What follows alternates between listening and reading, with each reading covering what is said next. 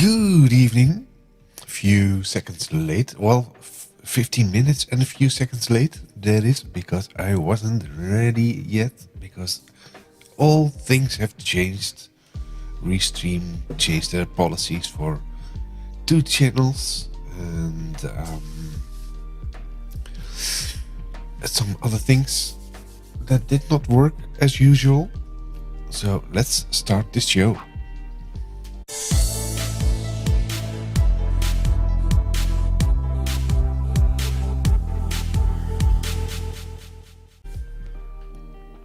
So welcome back. It's April 7 already. Almost through the first week of April already. Don't click that button. Delete the coding window. What are we going to do today? We are going to move or at least create a copy of our Blazor project or Office Edit project and move that into the official Microsoft Office development repo, the OfficeDev GitHub Repo, as we are going to make that public for, well, it's obviously already public, but it's probably better found if it's in the Microsoft repo. And it's an interesting demo, so we have to unbrand it from my branding and make that more generic, fitting the Office development repo. Let's go to the code window. I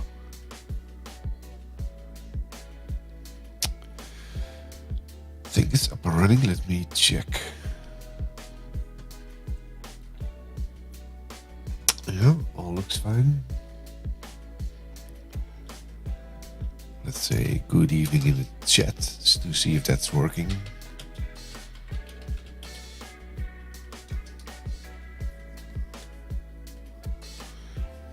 It's coming into Twitch and it's active on YouTube.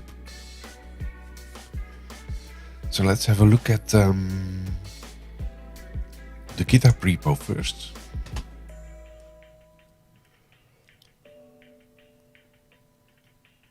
What's this Microsoft Insider thing? I don't need that today. GitHub, github.com. You have to log in now. It's already logged in. That's excellent. Let's have a look at the repos there. We are going to put it in the Office Add-in Samples repo. I forked that, so let's get that not behind. Let's fetch the upstream, fetch and merge. It's now up to date with samples main. Let's clone this. Copy.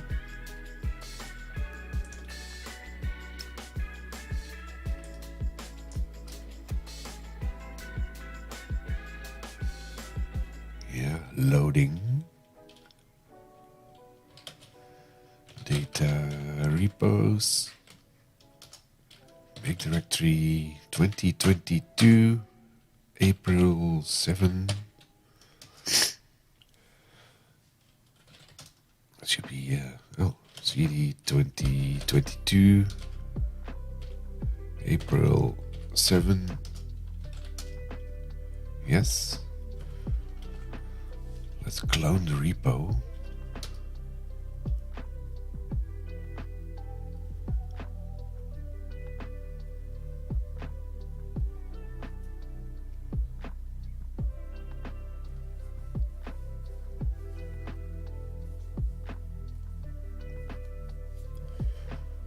That should give us a copy of my repo, and that's a clone of a fork of the what's this? A fork of the main branch of the Microsoft repo. Updating upstream. cd office add-in samples.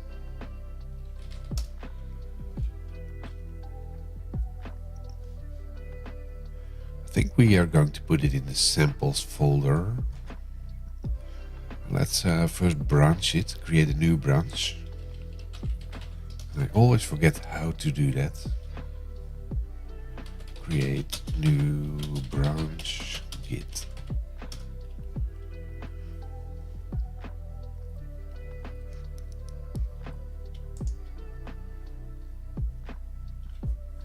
Git checkout and then the B for a new branch.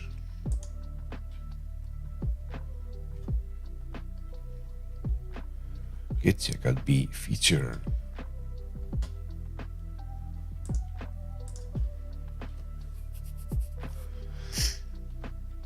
Git checkout B feature. Feature will be Blazor add-in. Blazor add-in.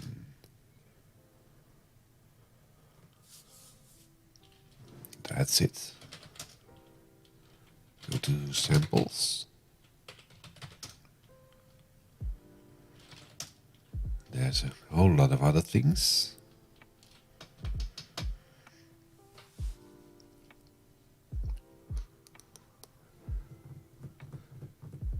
Hello world.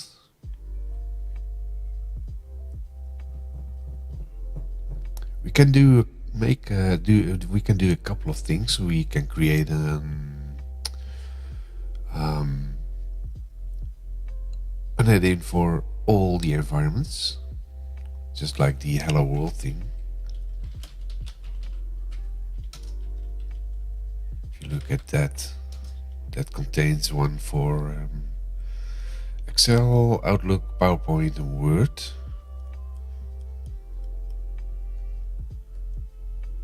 We can also do that later.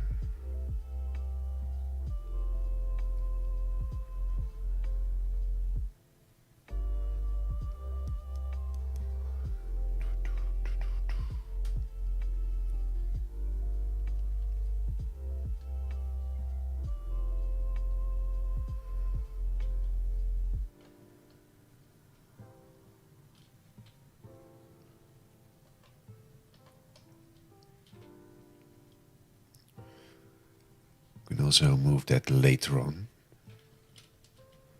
And now, for now, call it Word add-in, Blazor add-in.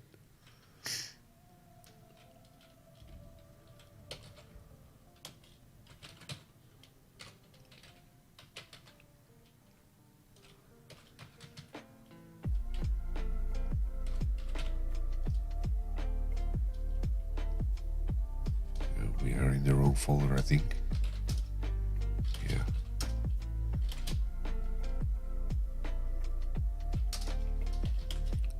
Word, Blazor add-in.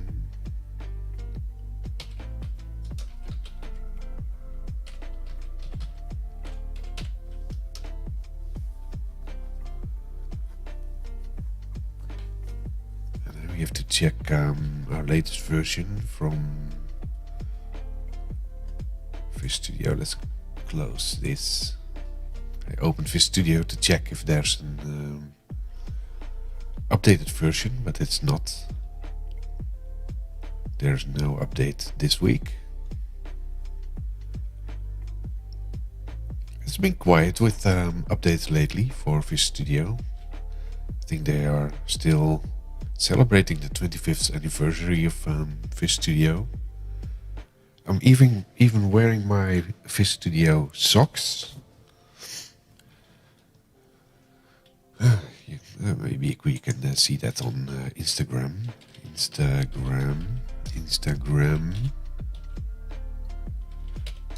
I don't even know if there's a website for that.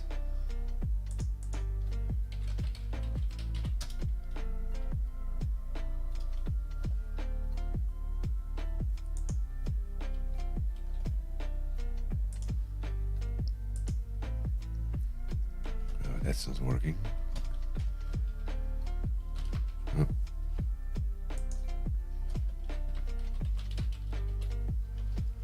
Let's check that.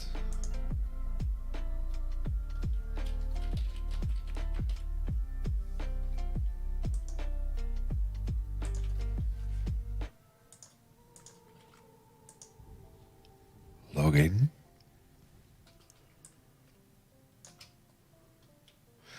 Security code. Where do we get the security code for Instagram?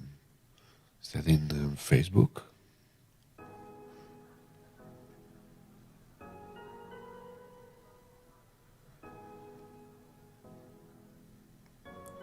Where do we get notifications for Instagram? I think this is the one. 137620.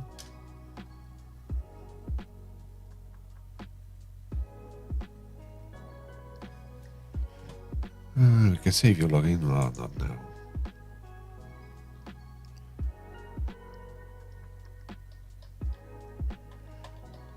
Oh, where does it keep my story then?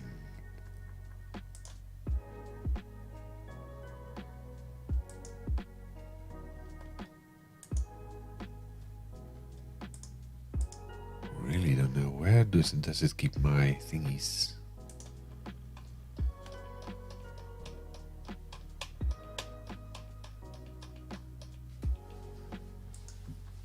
Where's my own story? Ah, there it is. See my Fish Studio 25 socks. Oh, that was quick.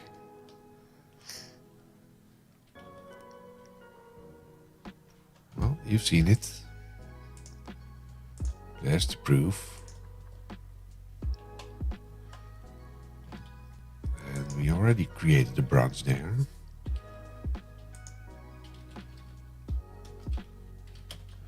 CD Word Blazor.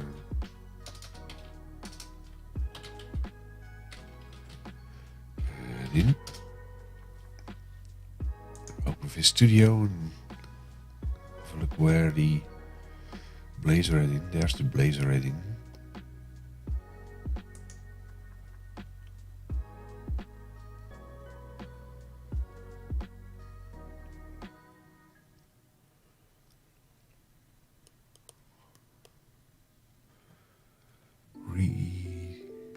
Resource view. Okay, let's close all the windows there. Close all tabs. What do we have? We have one add-in, and that's located in this location. Open folder in File Explorer. That's in here.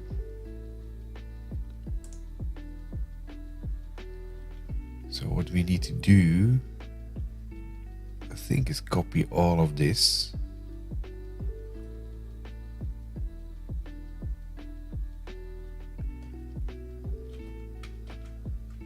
Copy. And bring that in this folder.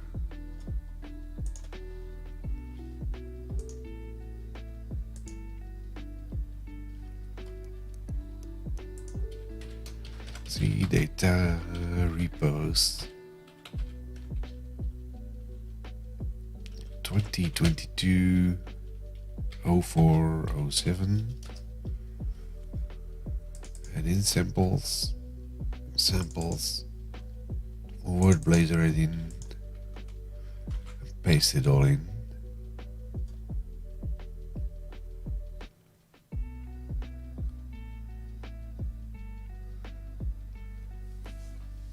That's huge.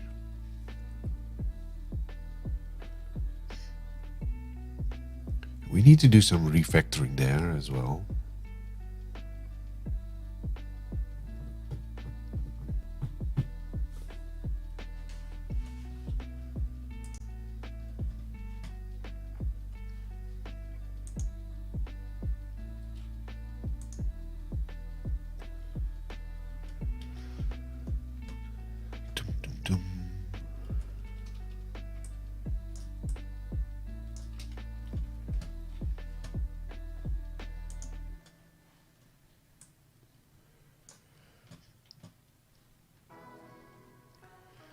So there was some things changed in what's it called? Restream.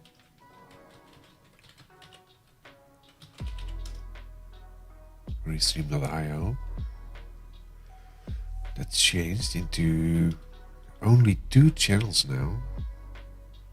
If you need more, then you have to pay for that pricing.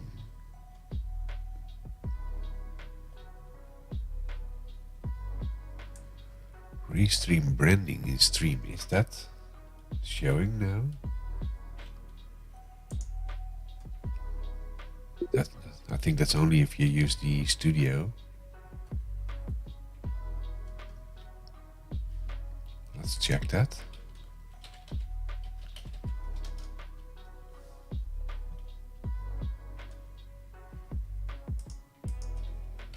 Soft as in software. That's live now. Now let's turn the audio off there. Yeah. So there's no restream branding here. So that's good.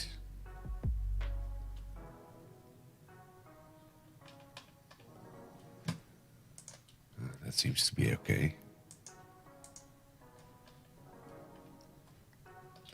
I think $16 a month is quite steep for most small streamers like mine.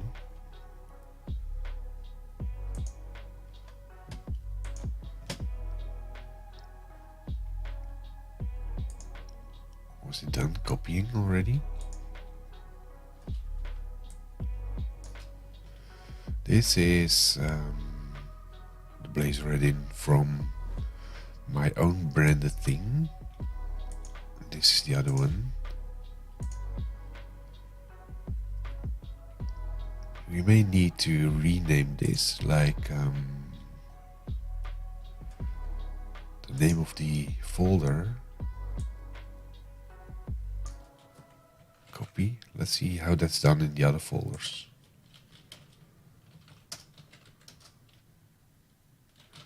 Let's go to Word add-in, for instance. Word add-in.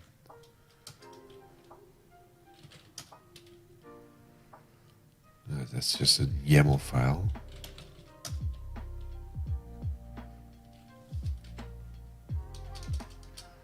CD Word add-in. Load and write.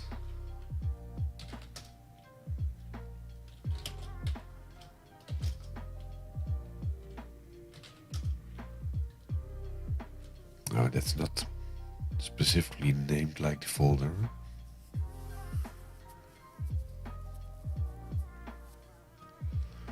This is, by the way, a topic that I also want to research sometime.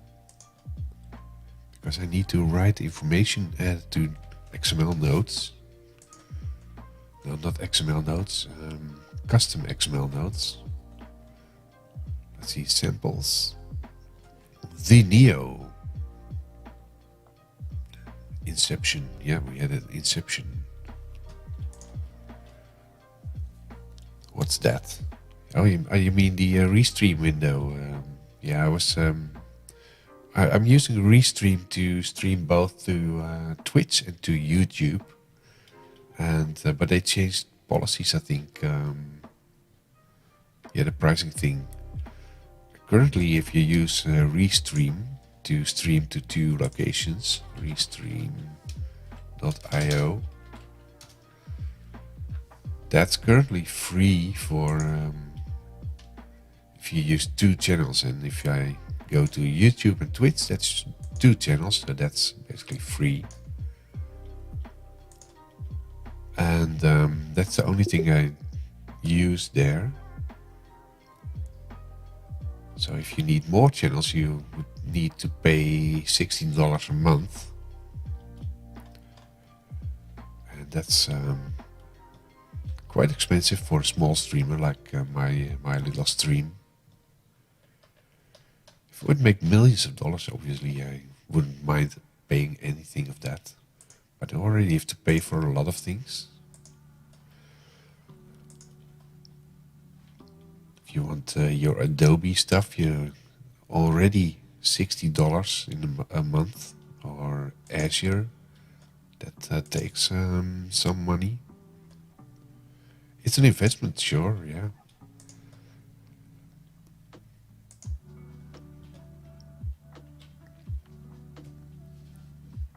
You're watching with YouTube, yeah.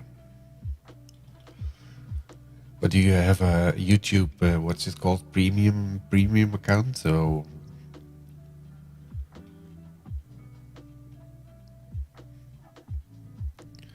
what I like better with Twitch is the way how you can chat in the chat window, and that's more more aligned to live streaming, more better interacting with your audience, allowing to do things with icons and things like that.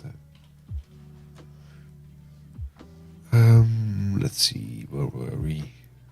We are cloning my Office add-in demo, and we are bringing it into the official Microsoft sample repo. That's basically this one.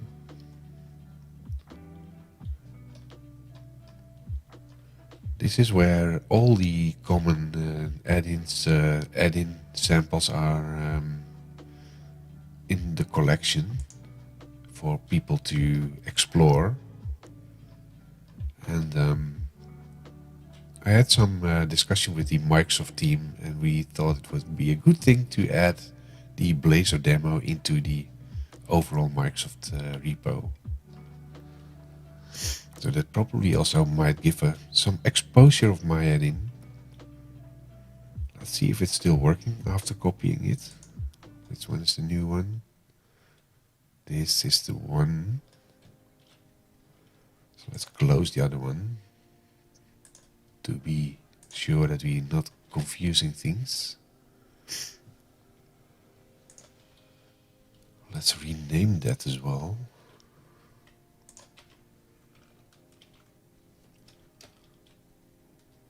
And see if it's still working then.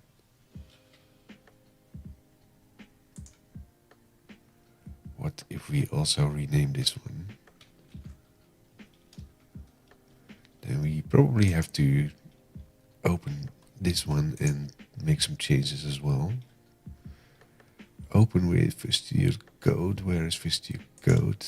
Why is it not on the list? Let's do it like this then. Code dot.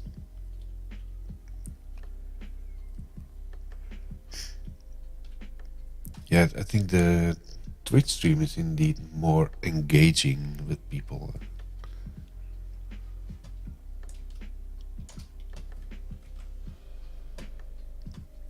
Downside, if you don't have a subscription, so if you don't subscribe on Twitch on the channel, then you get this ad when you open the stream.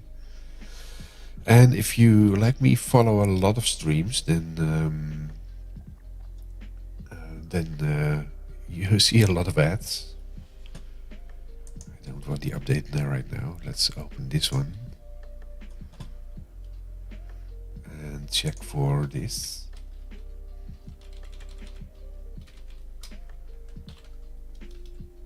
Make that. Let's replace that one, and we also need to rename the project. We can do that, but then we have to go in there.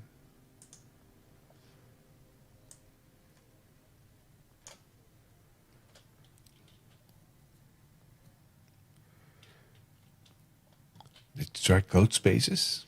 Yeah, I did. But the downside is because I'm building Office add-ins in there, the Office add-ins are actually running on the client. So it's if you have my Word add-in like this, that's basically talking to WinWord on the client. in here. And if you're in code spaces, I think it's not possible to access the local Word instance. This one is basically on the local machine.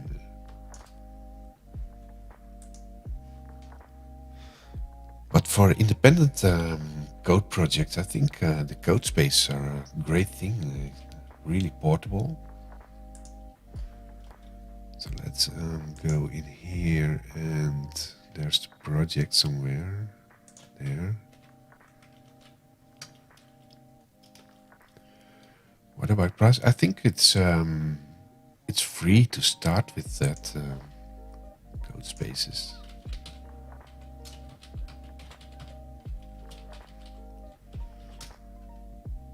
I think for teams up to 5 people or so, I think it's for free.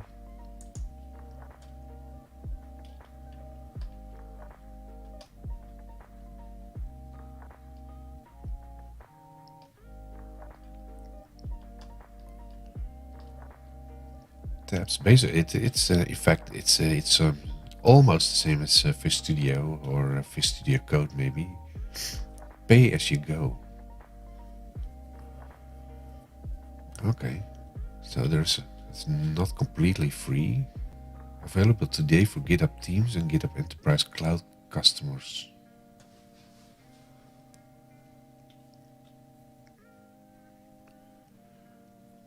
I'm learning C# right now. Made a restaurant automation on the console.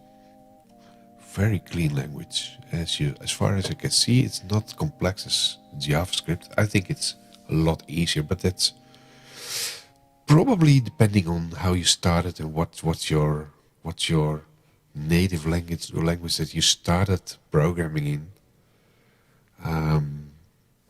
Yeah, for me, I think JavaScript is harder to do because that's not what I was used to do, and but I do programming in a lot of languages. Like I started with COBOL, Fortran, Pascal, C.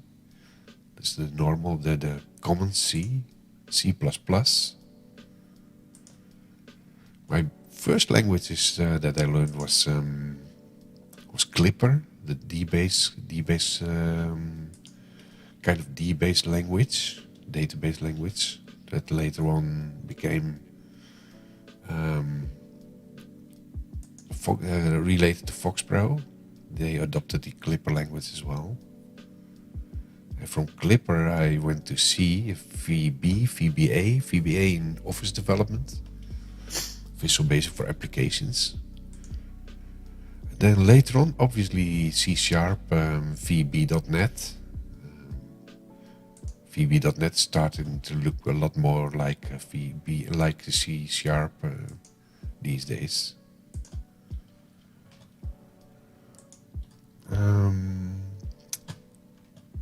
I think I need to close this.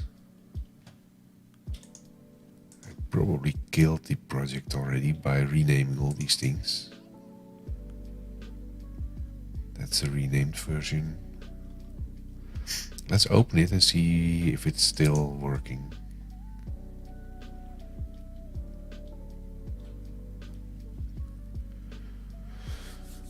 Especially in terms of functions, yeah. Everything can be everything in JavaScript. You can assign things to everything, and there are no rules. If you want rules in JavaScript, you have to go to TypeScript, making it a typed language. And that's already looking more like C# if you use that. Okay, everything's still loading, so that's good. Let's see how the manifest looks like.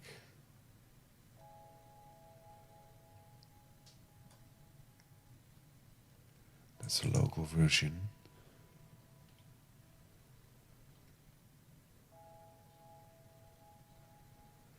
The support URL, that should also be changed.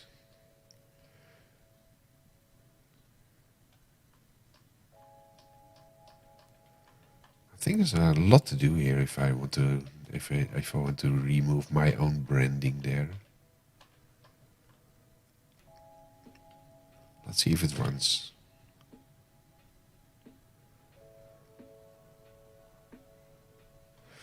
And no, it's not running. No.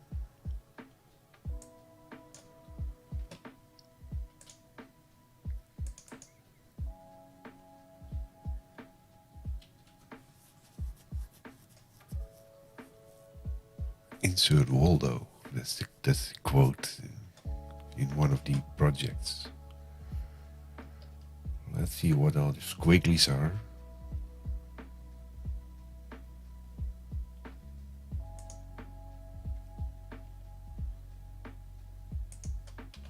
Maybe we should clean the project first. And then try to build it. See if we get build errors. We do get build errors. First add in on render async. And that's because it's pointing to... Oh, that's still in there. Where's the JavaScript file here?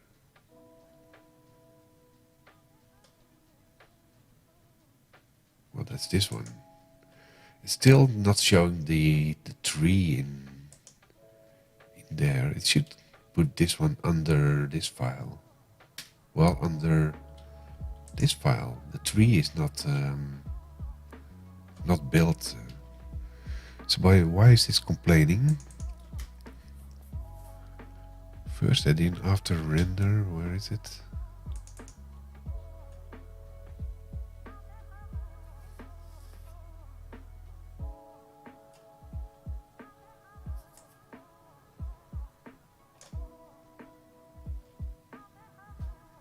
No suitable method found for to override. But that's part of... Oh, maybe the namespace is not right anymore.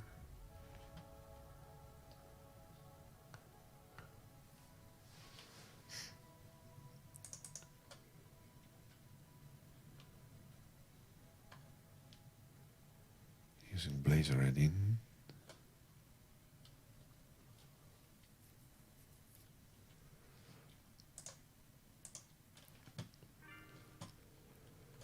Let's rename the project to Blazor add-in.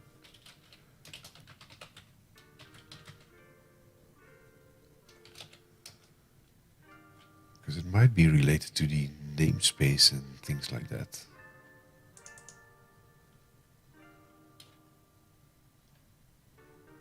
But that's just a project. I'm now opening the project. That's not what I should have done. It's automatically opening the thing again. Don't save. Go back in here. Solution.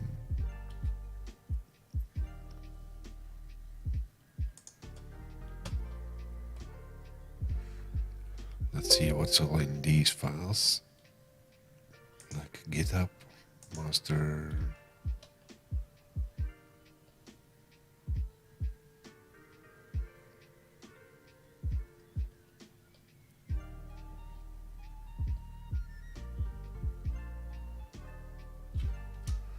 Let's find Blazor add-in in here.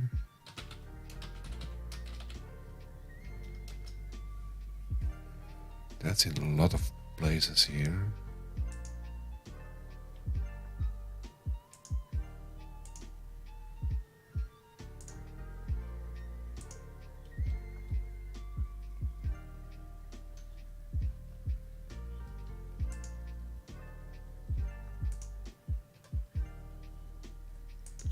That's all namespacing, so that should be okay. If we just copy that. Default value.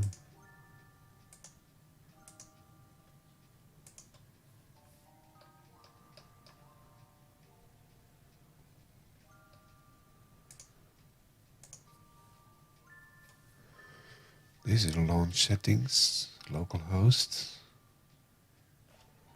No references to the path, so that should be okay. Index.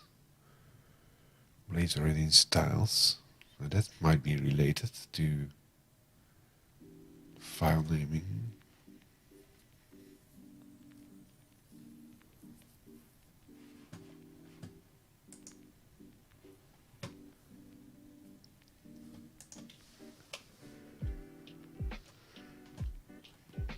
Not sure why it fails to build.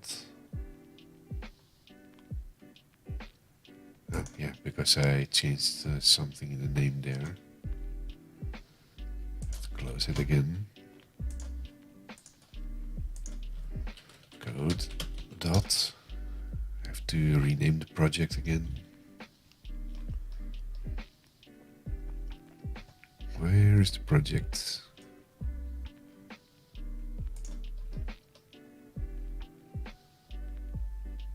There.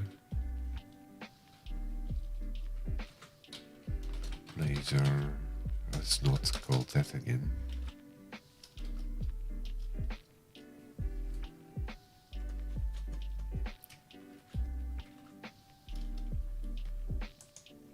And solution. Yeah, this one. Blazor add in. Let's restore that. Save. Close this and then go back to here. Open solution. Should now go back and find the project again. Still don't know why it would not build and loading it.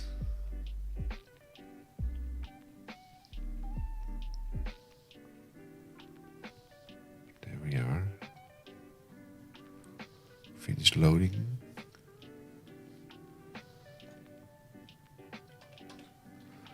Build.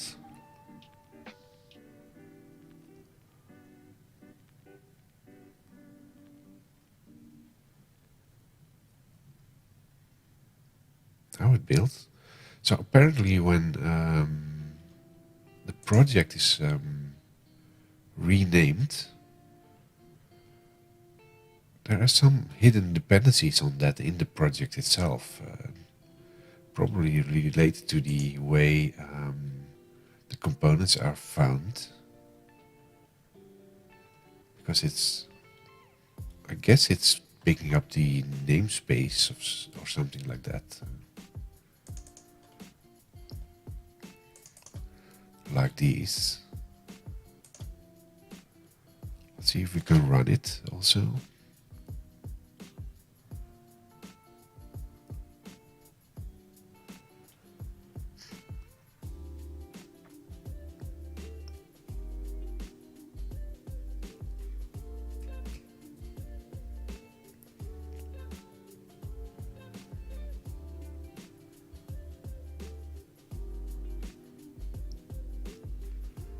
Loading. There it is. Now let's see if we can. It is now a different folder, so we have to be careful there. If we go into WinWord, we have to address a different folder now. Options, Trust Center, and now we have to go into Trusted Catalogs. Previous we will have this one. We need to create a new one now, because this folder is a different folder with the manifest in there. There's a manifest in here. Also, I think it did not copy the manifest at this time, because it should be adapted from there to local to it here. Well, that depends on the date on this one. Yes, that's this one. That's the right date, same date. So we have to go into this folder and make a network share on that. Properties, sharing, share, and put it on my name. And now the naming is a little bit different. As you can see, done. You have to copy this, copy, close. Now we have to go into Word. We have to add a catalog like this. Now we have to switch over the catalog. Maybe you can do two. No, you can only pick one. So this one will be the new one. Let's clear the old things. Don't allow edit start. Don't allow web edit from Office Store to start. Next time Office Start clear all. Yeah. And do here clear. Okay. Okay. Okay. Now we have to open Word again to actually clear the cache. Now we go in here and do insert my add-ins. Shared folder. It recognizes the local folder. Refresh. Add in. Now we have the new one from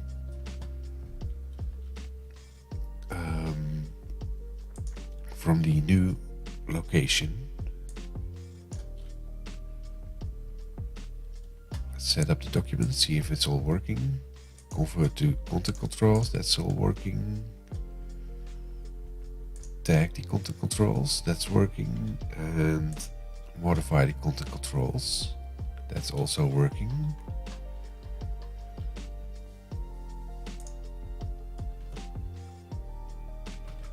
Oh, let's do that in here. Let's bring a quote in from Ralph Waldo Emerson, and add a Chinese proverb: to know the road ahead, ask those coming back. That's smart. Hello world. That's still working. Request control. Run demo. Yeah. And the paragraphs thing is showing one paragraph in there now. Insert paragraphs. And now we have 5. Sadly enough, it's not interacting if we put enters in there. It's not updating that. But if we bring them back, then we have 5 again. So it all works. So what we need to do here is start with rebranding and debranding it. Taking away my branding and make it more generic.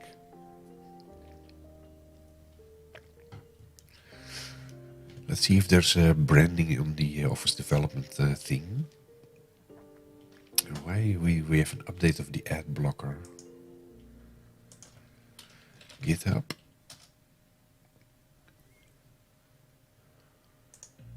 No, that's not. That's my website. It's not for today. My repositories and add in samples. Go to the original. Getting started. Quick start and tutorials. That brings us to the docs pages. But there's no branding there. Google. Microsoft OfficeDev samples, team samples, Dev Center,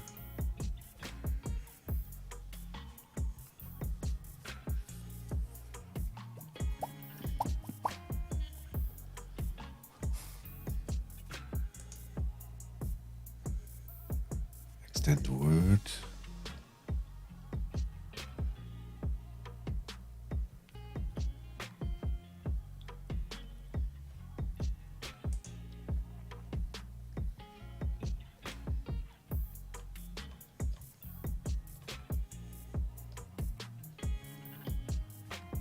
I think there's no real branding in there.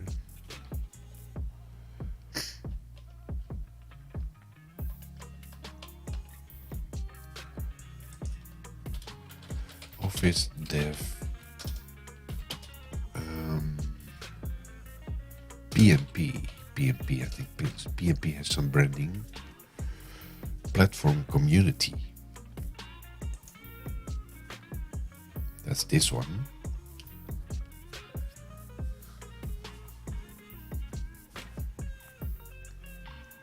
Samples and solutions.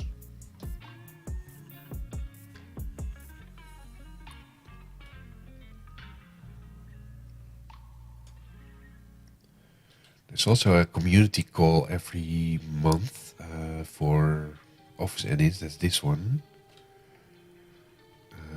Let's click on that. Let's see how that looks. Well, that's only the calendar option, so no real branding again. Yeah, this opening Teams again. That's also not what I want. Oh, now I lost the complete thing. Office Dev PNP. Images. That started running by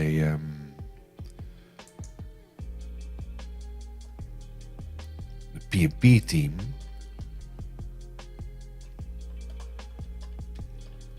Samples and solutions. Maybe there's some examples in here with some branding in there.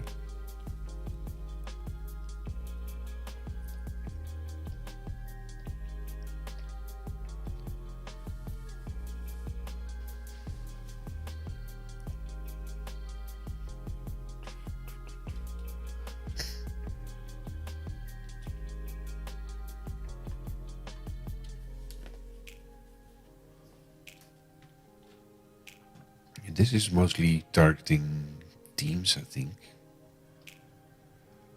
Library components, samples, tutorials. Lookbook. Let's have a look at the lookbook.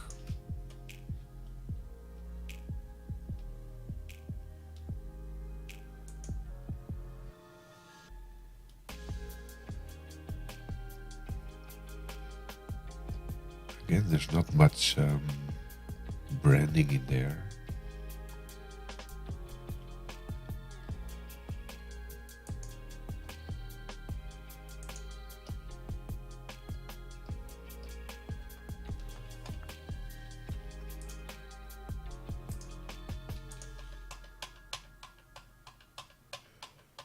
It's a porcupine.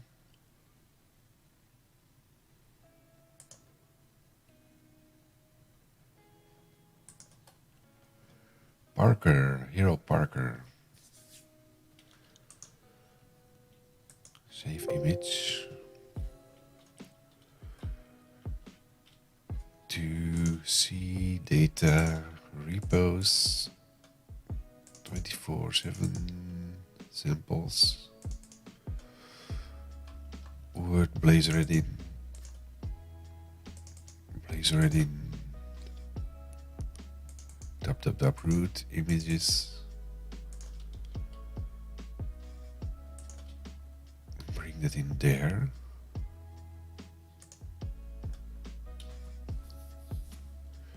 So go to the website, the project there.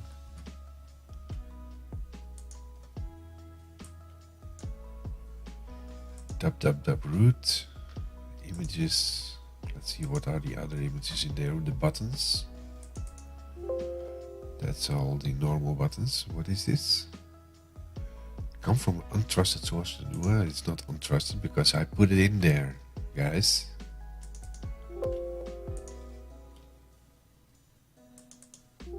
$64.64, $80.80. That's the Hero Parker.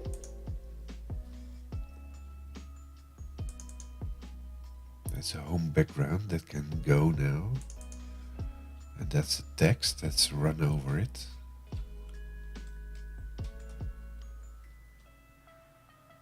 So we need to adjust the layout for,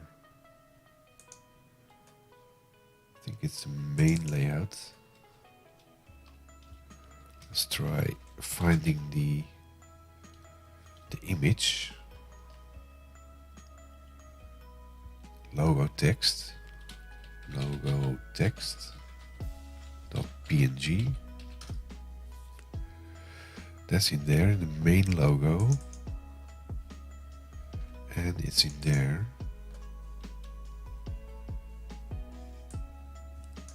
So what if we just rename that quickly to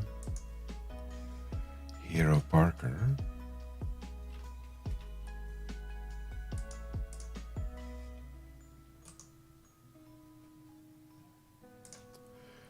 It's still running, so it's not allowing me to copy the name for some reason. Well, I can copy the name from here. Copy.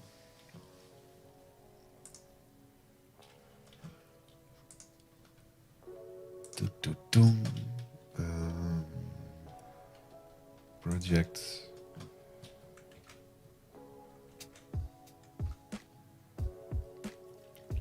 Yeah, that's the Office development repo mascot. Officially, it started with the SharePoint PnP, but they extended it to the full Office development team because it was widely adopted by a lot of people already. Save that. And what was the other one? The main layout, I think. Or was it this one? I have to search for it again. Logo text. Never tried SharePoint. Well, you either like SharePoint or you don't.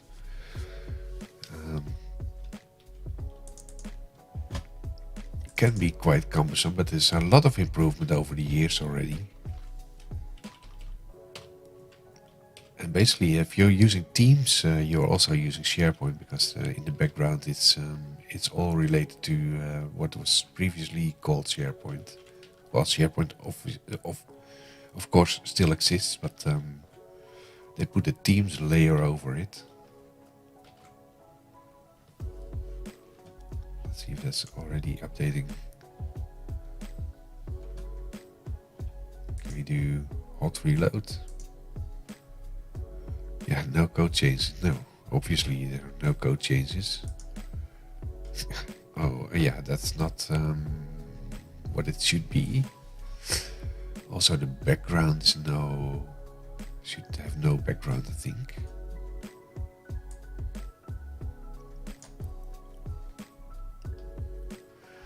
And we also should take my name out of there.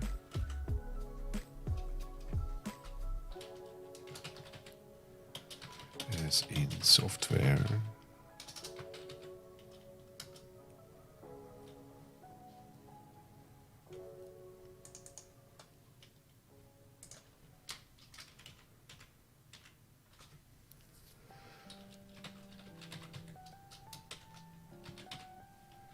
Let's make that OfficeDev.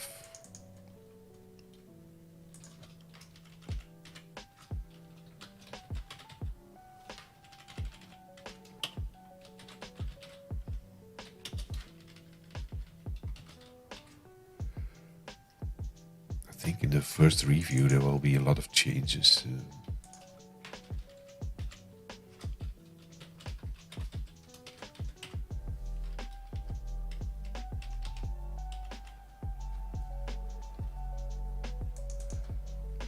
That's the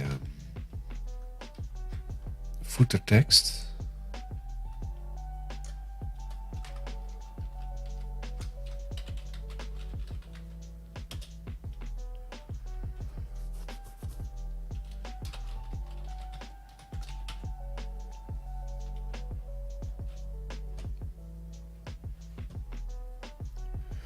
Yeah, I need to set the width and the height as well, probably not as auto because that's I'm not sure if that will fit it to the header then. Let's have a look at the CSS. Where do we have the CSS for that thing? In here, I think.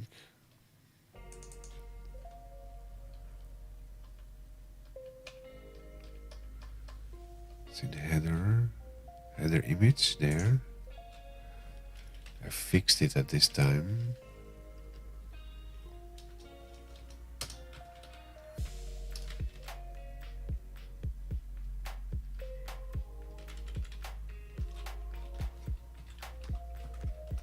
Let's see what's happening there.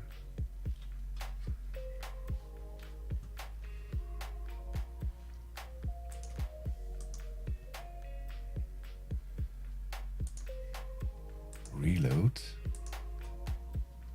Oh, huh? Oh, okay. Why is it still having the old one in there?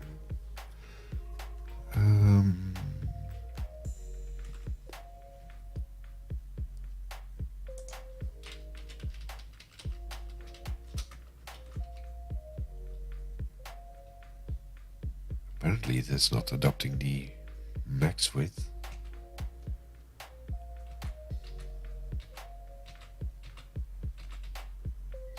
%, 20%.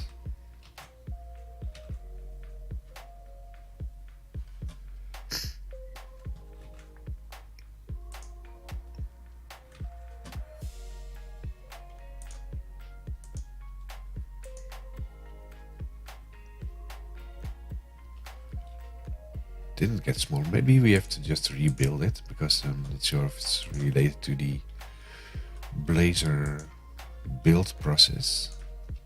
Well, let's first fix this one. I already fixed that. Yes, stop debugging. I heard the .NET team is going to create a new project template for Blazor, empty for a project that doesn't use any CSS library and just an index. Yes, and the reason for that, I think, is because you want to do in Blazor, and the project is not really adopting this in here, but it should be doing that. What you can do is you can bring the CSS close to the object, to the page, to the Blazor page, where you name the thing as the same thing as the component, and you put the CS for the code in there, and the JavaScript for the JavaScript code, and the CSS, and that's all. It's what they call isolated CSS in there. So that's only visible then for this one, and the one that you put in general, like the app CSS. That's more, yes, exactly, the counter razor CSS. Yes, yeah. But that should also show it in the Solution Explorer. But it's not doing that in here. Maybe that's an option that they added in. Tools, options, because it used to do that.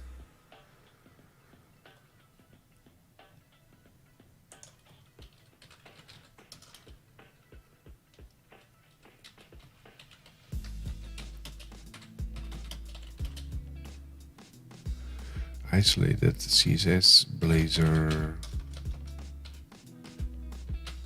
not showing in the tree view.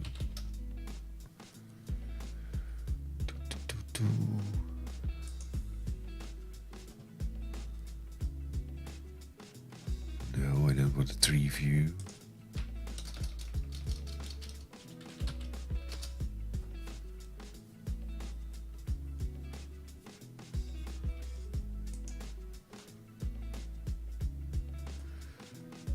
And that's in the, what's it called? The Solution Explorer, I think. Solution Explorer.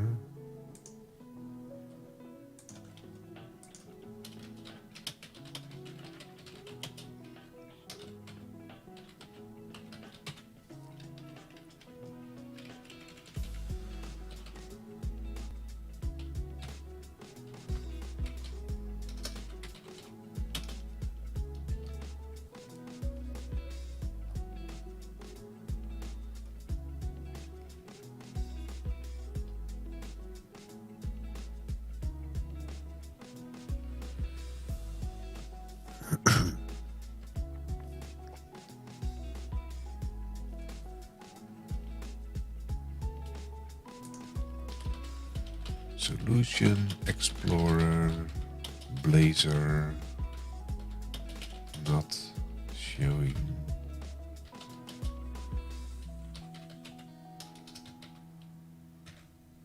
Oh, hierarchy. File nesting rules. That's old, 2018.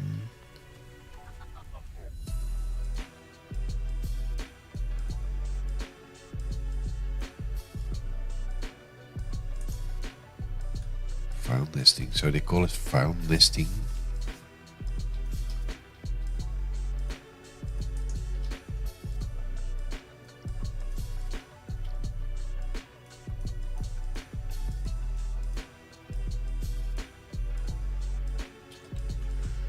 Did I just click the button on there? It is enabled, so.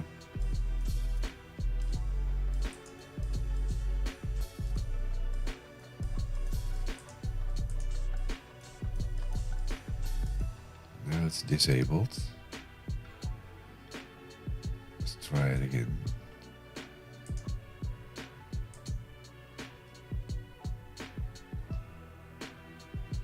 Nothing changes.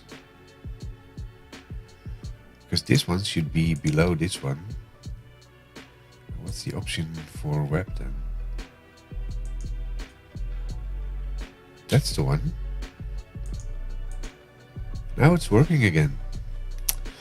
So why do they differentiate for web there?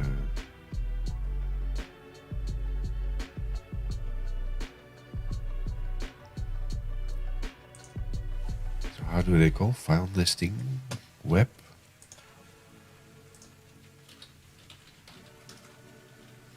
File nesting setting web.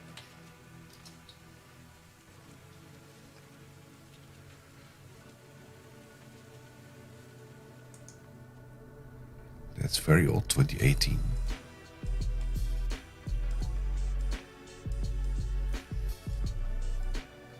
Yeah, this is exactly the thing. Standard settings. Web. So what is web saying here? You can always create your own custom file settings, solution blah blah blah, custom file netting. You can switch between them as you can see fit. Every time you want to create a new one, or you start choosing either one start with empty file or use the web setting as your starting point. So what's the web setting then specifically?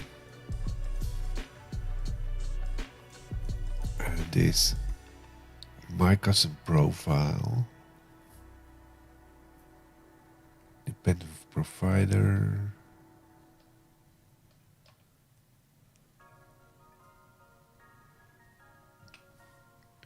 So I've been looking for this a long time already. That it started failing at some time, but now it's back. So that's really helpful. But you can see now that below the page component, if you go to first add in, the first add in page that now has an isolated CSS, a C# file, and it also has an isolated CSS file, but there's nothing in there because I'm not styling this locally for this one. Let's see if there's one that I've locally styled. I don't think so. But I did use that in my own website. If I go to my other project and open the website there, Software in Software.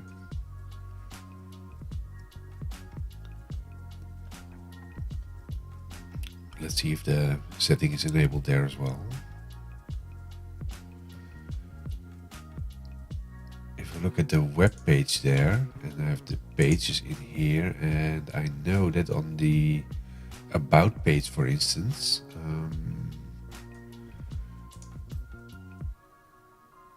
I think it was the, oh, it's in the components. Components. I have specific styling there for each of the components. If we go to the website, soft as in software, soft as in software.com, there's an about page there, and these items, the Twitter, YouTube, and the Twitch thingy, they're basically the same components, but they inherit from the social button component. But each of the other components, like the Twitch one, has a specific Twitch color in this case, and I think the icon is not in there, but you will see that the Twitter component, that has the Twitter blue color in there, but that's all in isolation of this specific component, and you can do that on all segments. Like you should be able to do that on the page as well. That makes it a lot easier to copy your component, including your styling and whatnot. You don't have to put it in the overall CSS that's for the website anymore. This one. So you can basically take all these items out and put it in the context of the specific components, and maybe only put the generic things, like in this case the new morphisms. That's the part where bring in a little bit like the shadow, like the white shadow on top and the black shadow on bottom. That's used everywhere, so you can put that in the generic CSS. Oh, why is this one failing? Oh, I killed the video. Oh, yes. That's in the playlist then.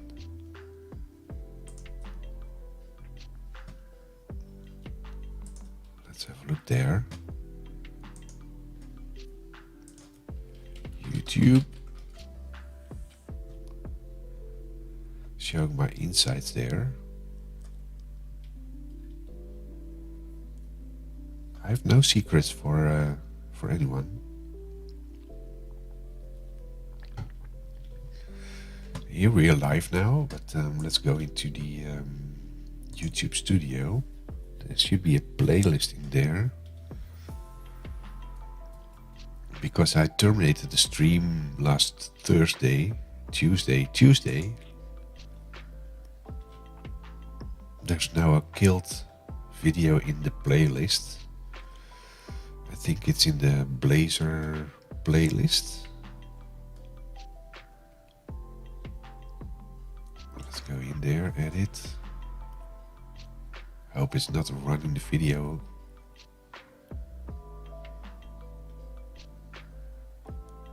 Come on.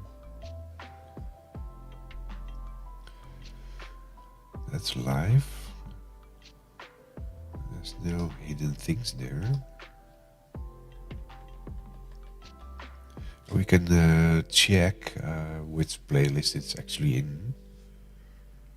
If you go in here, go to the website. Where is it? Where is the website? Soft as in software. This is the playlist. If we go to the button on the bottom,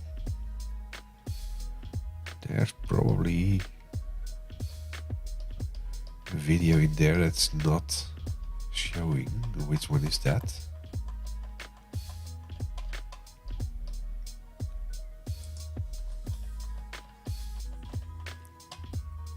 Deleted video. Why is there a deleted video in there?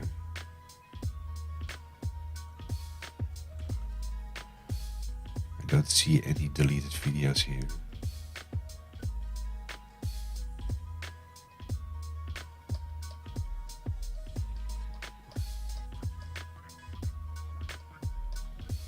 maybe it's just cached.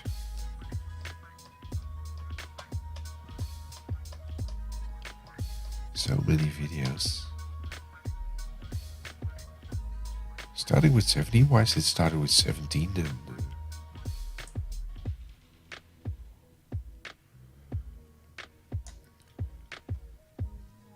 Only live coding is already 174 videos, each more than 2 or 3 hours.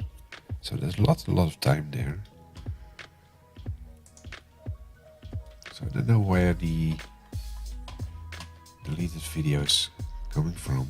Oh, maybe it's not show. Yeah, unavailable videos are hidden because I'm not signed in here. Why am I not signed in here? Oh, this is the yeah. One video is hidden. Why is that hidden?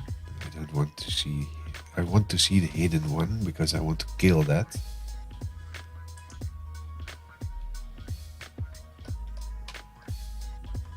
How do I unhide that?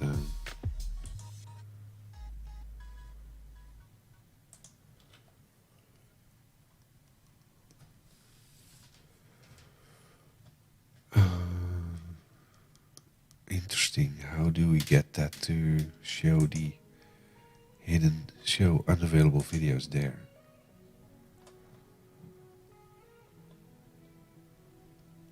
But which one is that? This one.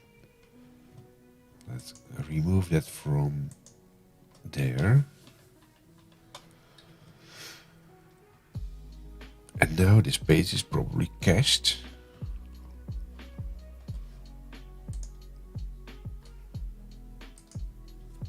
Soft as in software.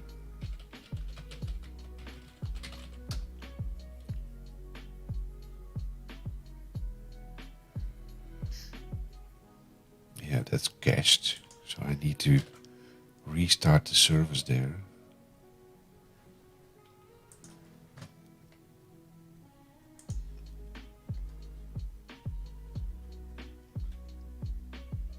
This is the bring it in secret, because that's a little secret, I think. Blazor tested in. No, soft as in software web. I think it's this one.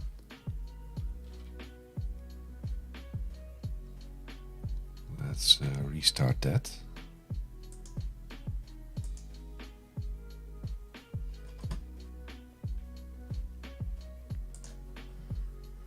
And return back to the code window.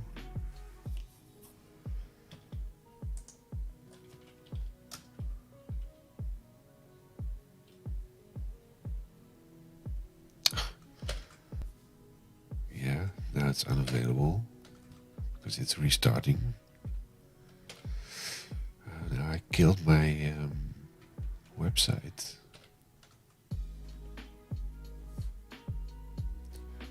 Probably will still, yeah, still failing because I should not have restarted the. I should not restart the website, but I should restart the YouTube API. So let's get back in there and go back to Azure. Now go to my API and restart the API.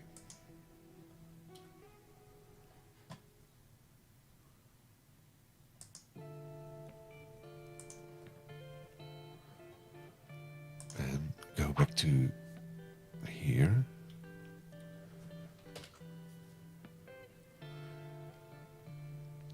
Yeah, now it's failing because the API is killed. We have to wait to get that back.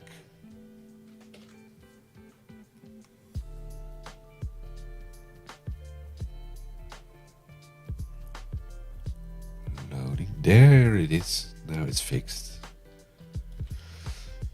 Yeah, so I need to do something with deleted videos in the API. Let's go to GitHub. See if I have an entry in my project list.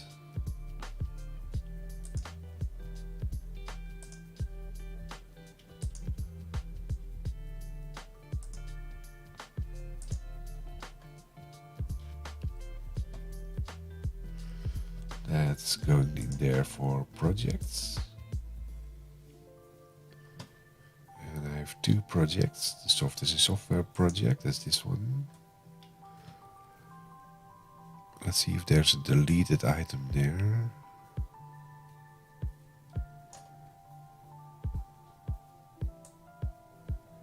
Create private video thumbnail.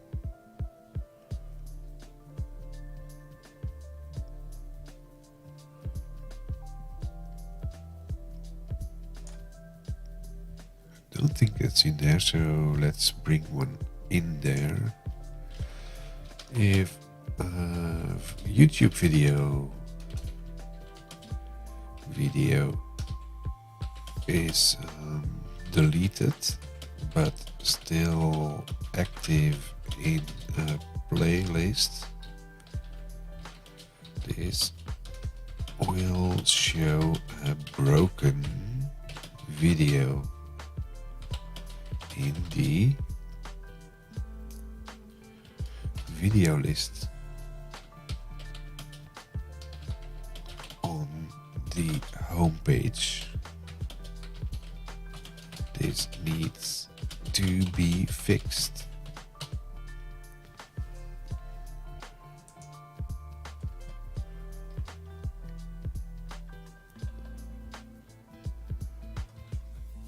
That's to do.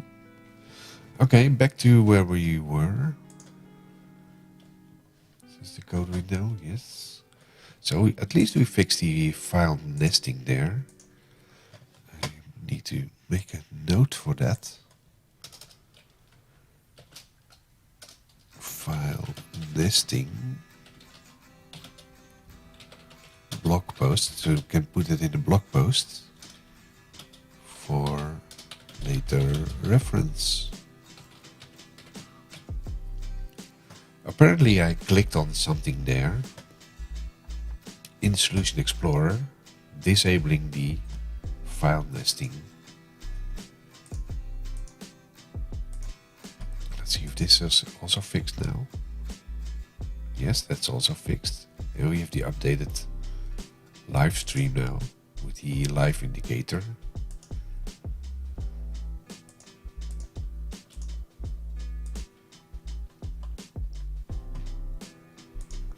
A little bit up. Oh, let's put this one in my show notes.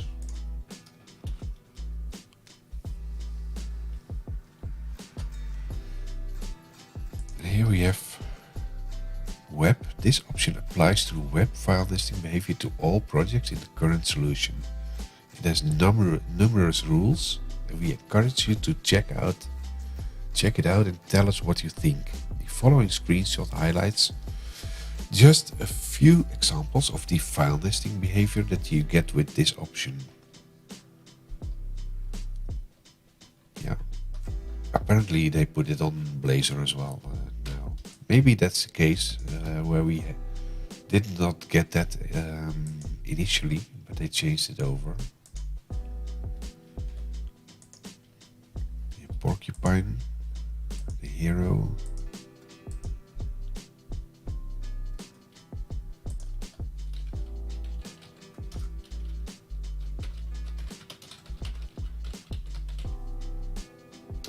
See, we have other logos. They used to have other logos.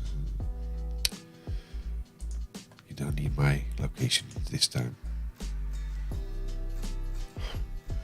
That's not what I was aiming for.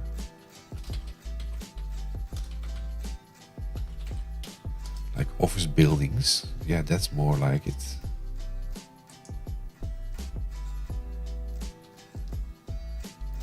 This one, for instance.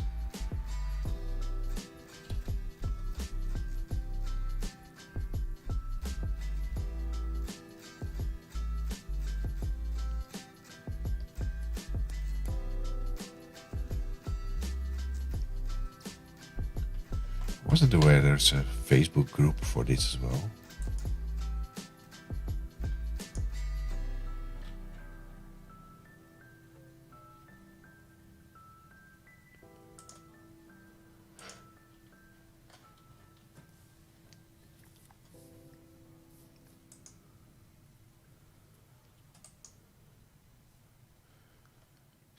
Save as.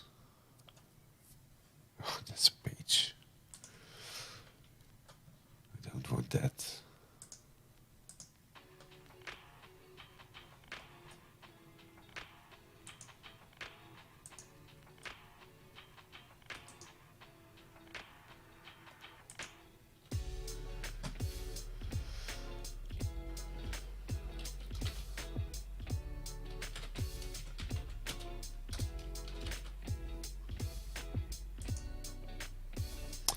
I don't think this is transparent, so probably not useful.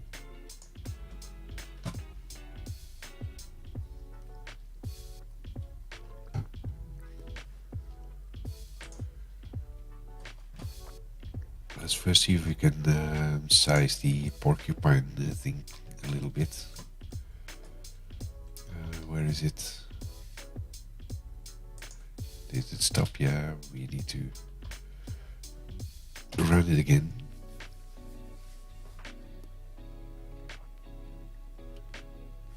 I said run it again. Is it running?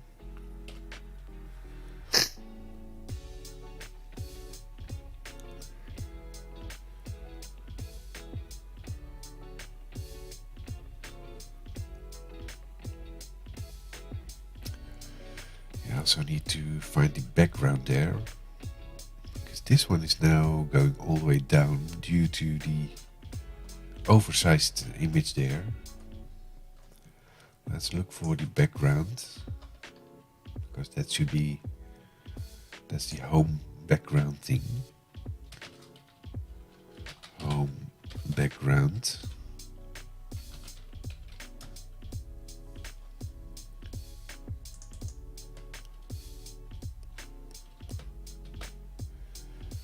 What if we should add something like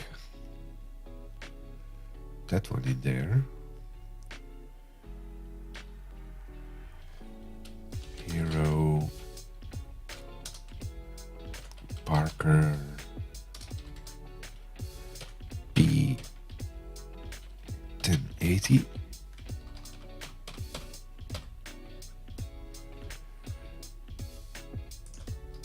That obviously obsoletes the other one.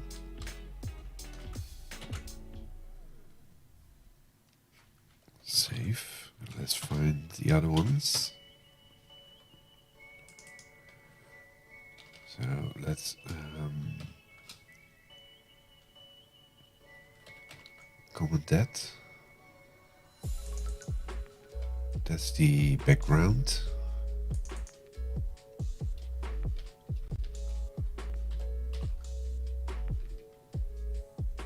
Save. Stop. And run it again. Apparently this is not allowed to edit and continue. Exit. F5 again.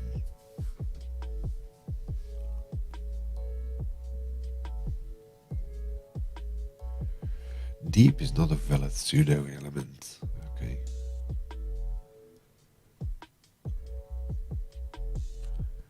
Why is it still showing the background there? Control F5. There it is. Oh. That's funny as well.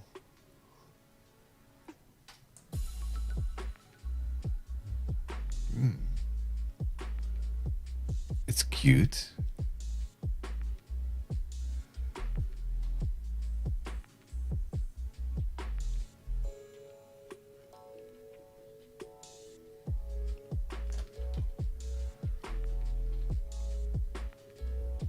It really is cute.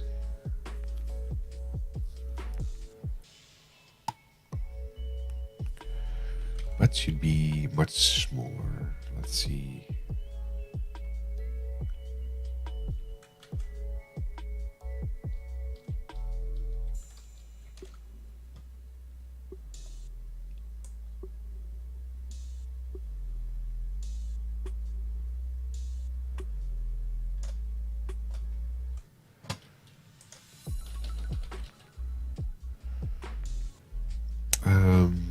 Let's do it the other way around. Let's take this out.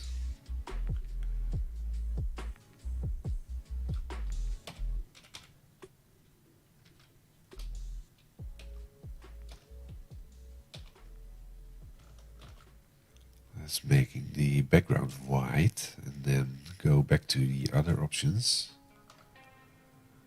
and put these back in.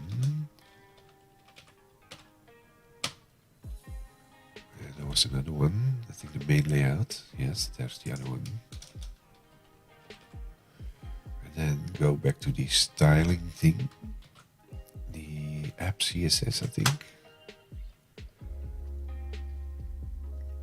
This one, the width 20%, max width should be, let's say, let's make it really small, like 10. Oh, that's a bit too small, I think, 100. And let's run this.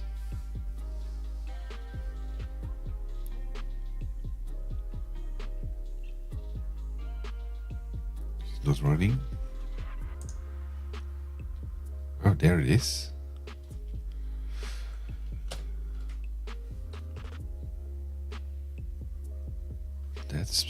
That's better.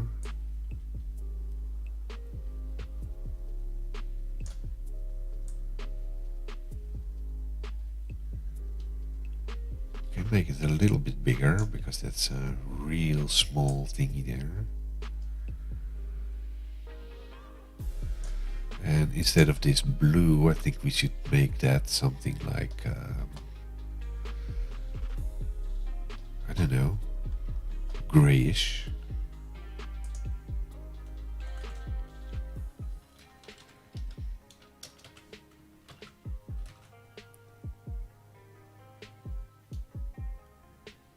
Will it update? Control F5.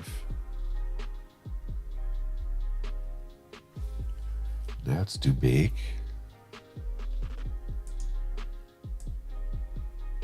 Oh.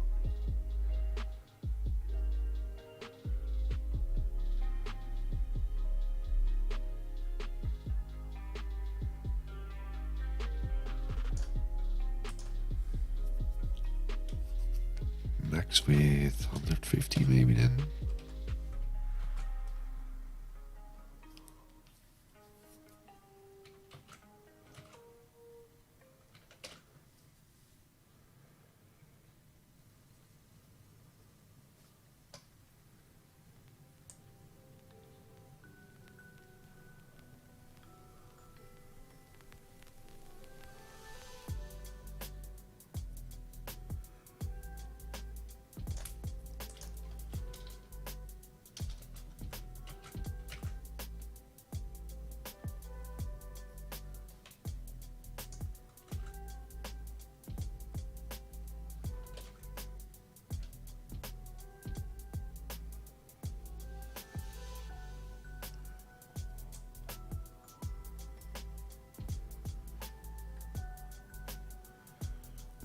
It's not really sizing anymore if we do that.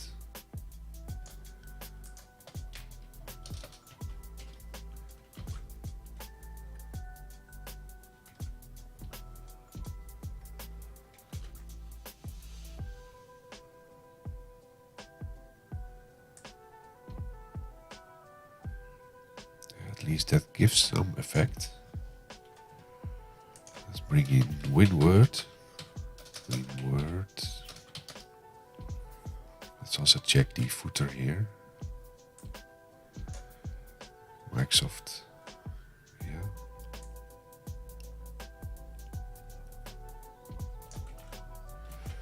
Let's see what's in general in the copyright. Copyright Microsoft. Copy.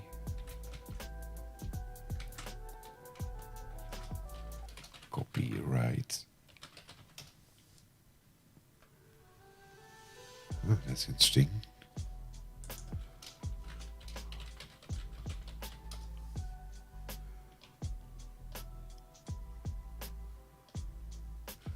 What do we have in there?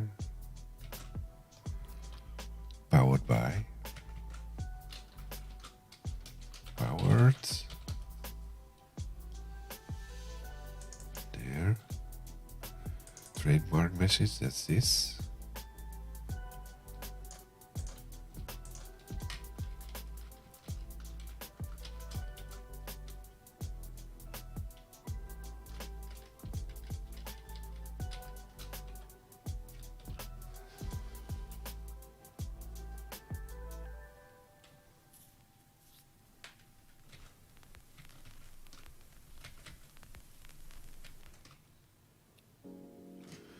Copyright C and then the date and then something else.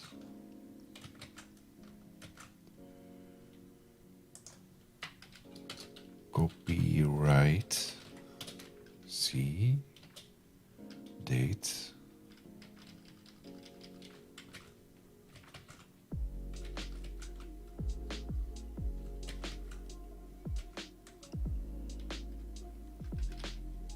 And then the company and all rights reserved. Let's see what that's doing.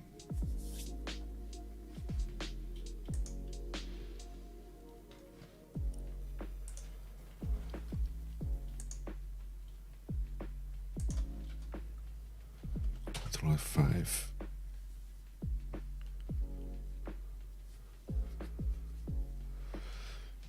Interesting is that it's also, it did not change.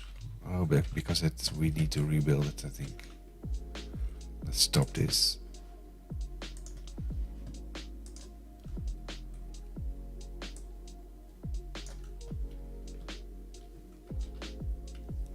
And there's the other one. This is software in the, I think in the index. There, this is software.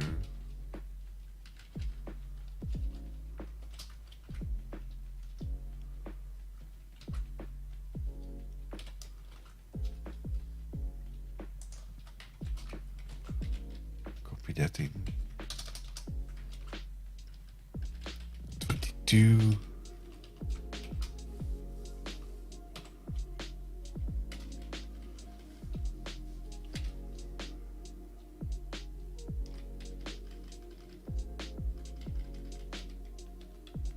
Still using the beta.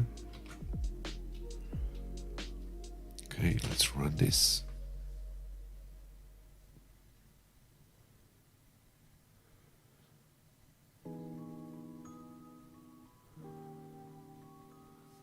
Now it's Microsoft Corporation.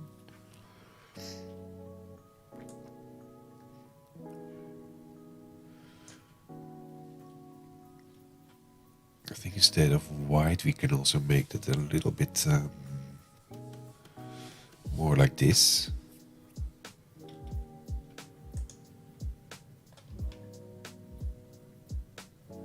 This is now okay.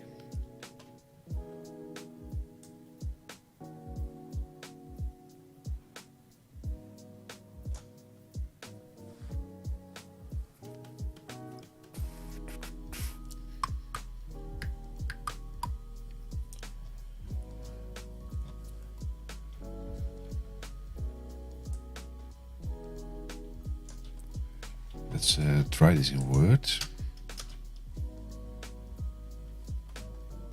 Blank document.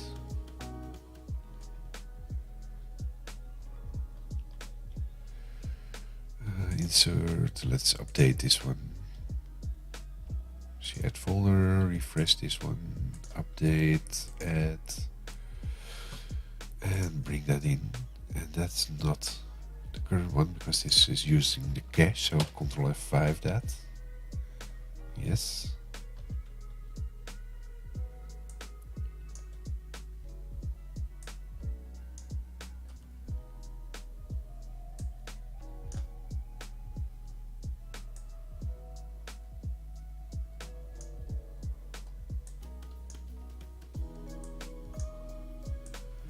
Now it's working, it's getting smaller and smaller.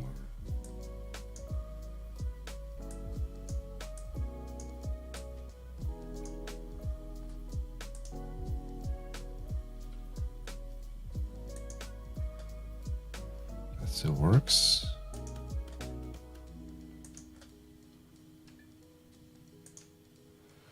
Oh, that is not so nice.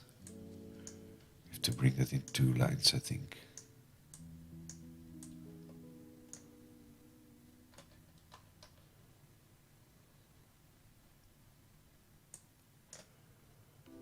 To at least fit in this normal size taskbar.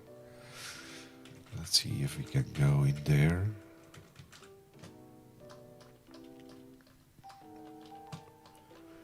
Where is it?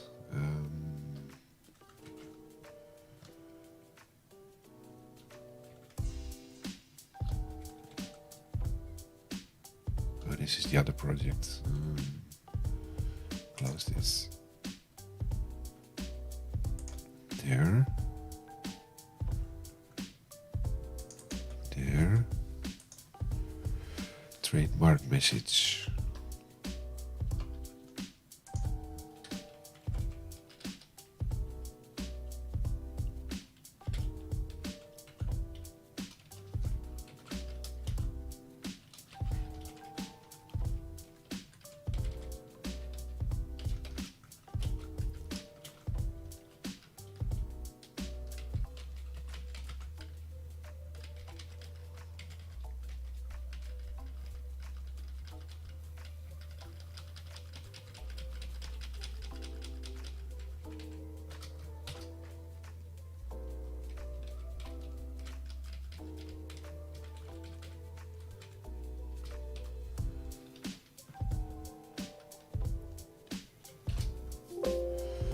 Yes, let's do that. Let's see what's happening if we do this.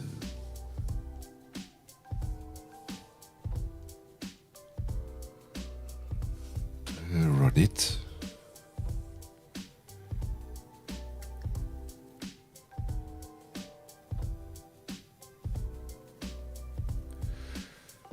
That's not updated if I look at that.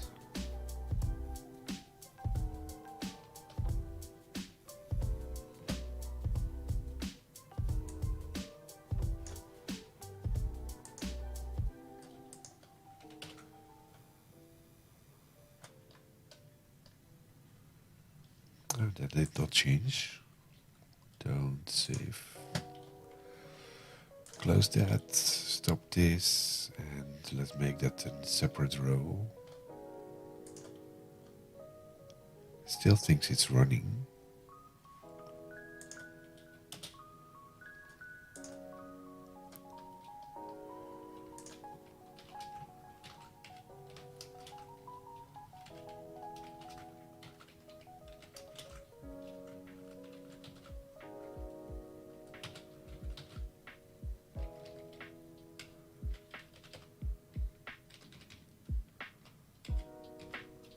This should be the other way around, obviously.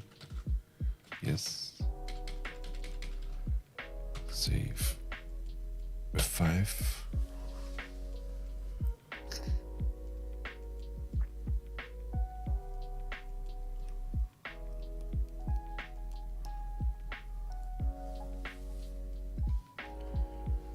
Let's quickly check Twitter. Twitter.com/AAFVASTM. Let's see if live coding. That's what I wanted to check quickly. Now it's on a separate line. That's good. This one should also be on a separate line. That's at the main page. Where is it? There.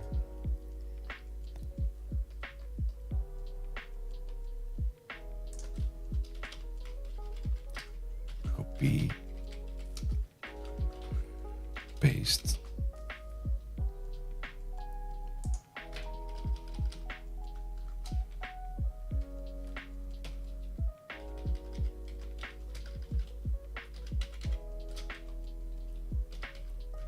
Save. I think this is automatically updated if we do look at this one. This is now split up back to powered by. Let's add it. Let's see what we can do with the background there.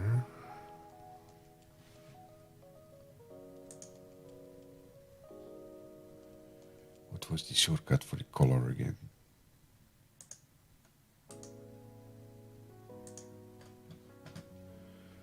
Color picker.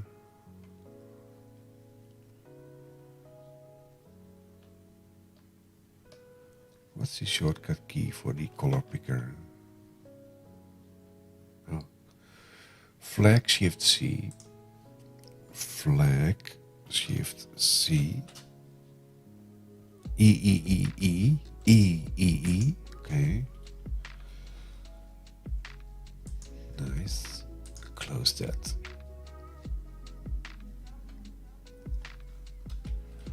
Find F something there. Make that E. Save. 6, yes, 6 characters. 5. Let's see if the header is now changed a little bit.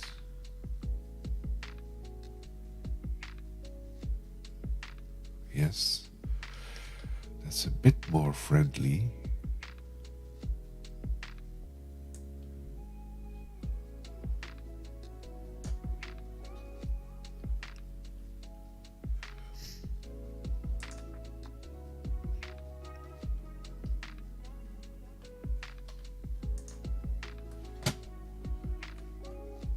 And then the bluish thing. Let's see what that's. C 9EABCA. What if we make that a little bit more?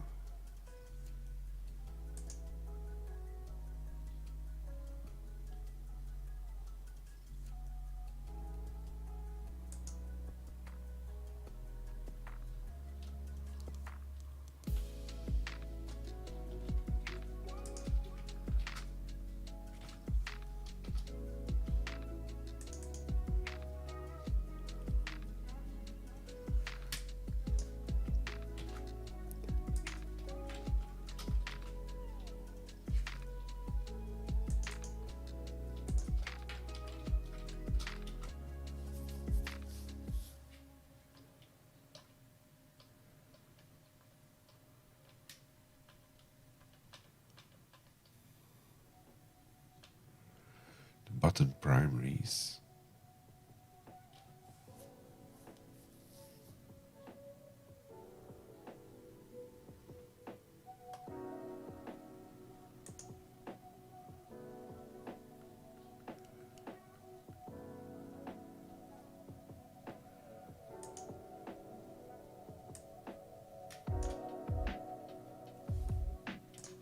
Let's leave it for now. Let's see what the color change for the bar is. Oh, it's already running. I think.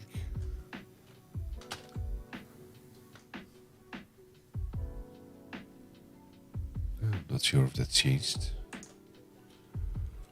Let's stop this and rebuild it.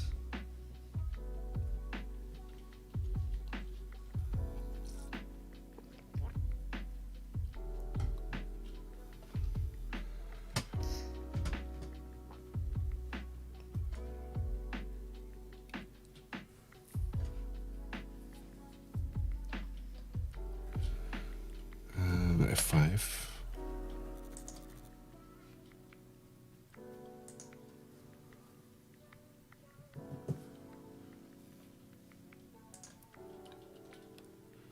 It's a little lighter now.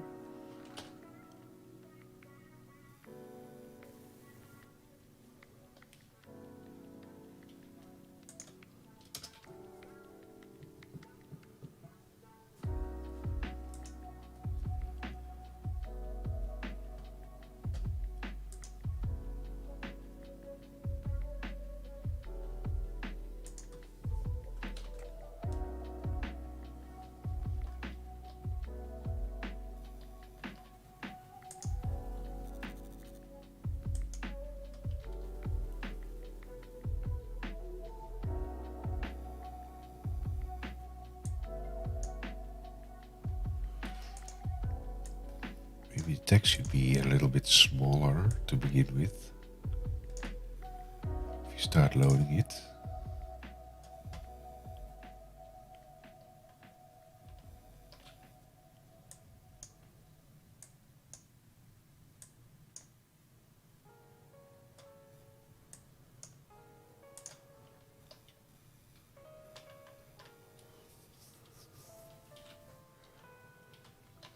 Convert to content controls. No, content controls. This one. And modify the content controls by adding tags.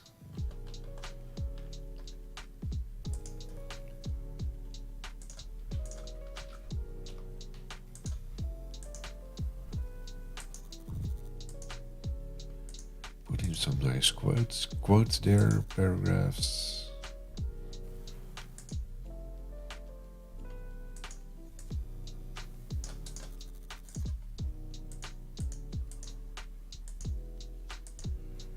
All works.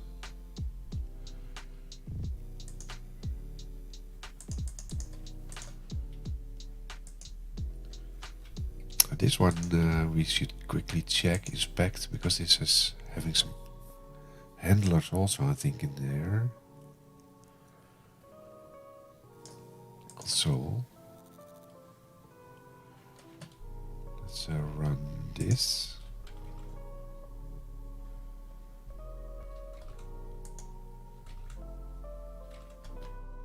Yeah, this one doesn't have handlers, I think. We do have handlers here. So there's a delete handler and a changed handler. It's the selection changed, I think. If I'm correct. But if I delete this, let's say delete this one. I don't think that's showing a delete here. It's not showing a delete. So the delete handler is failing, so we need to check that out as well. So let's wrap this little one up and check this in.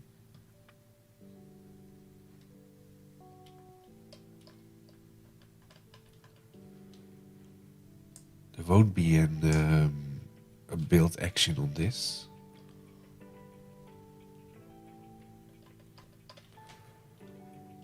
So go in here, close this. Don't save. You can close this one. Now we have 99 plus files in there.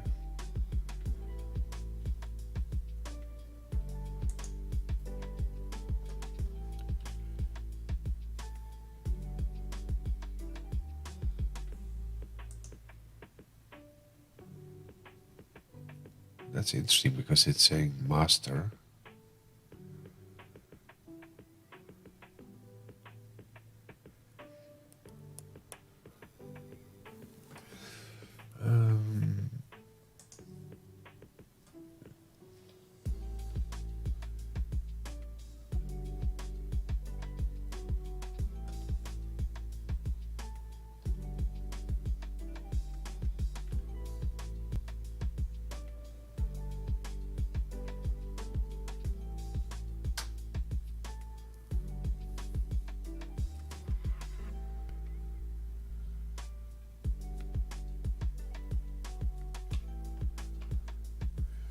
So why is it deleting all these items?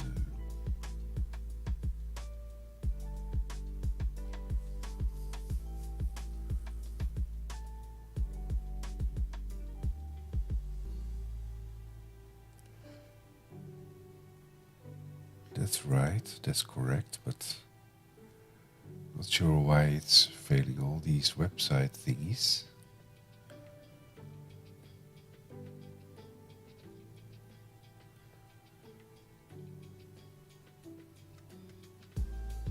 Samples, word Blazor edit, that's correct. But all these items from the web are not correct.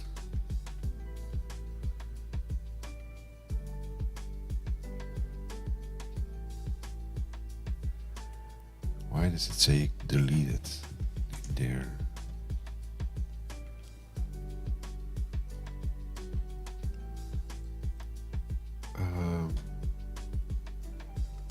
go back there. Oh, because the Blazor add-in,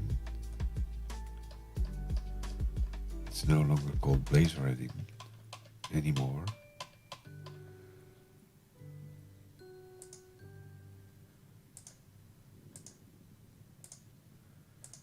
That's the thing.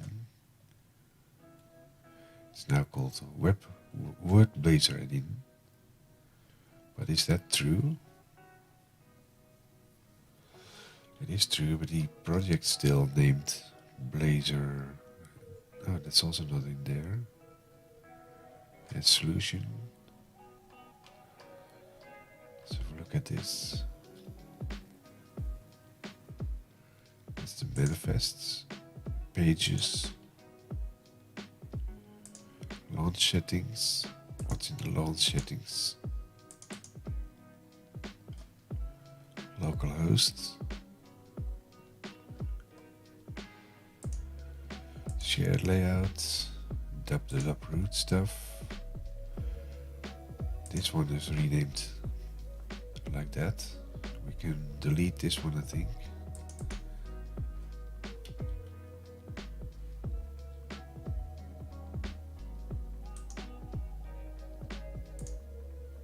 Oh, let's do it the other way. Let's do it in here.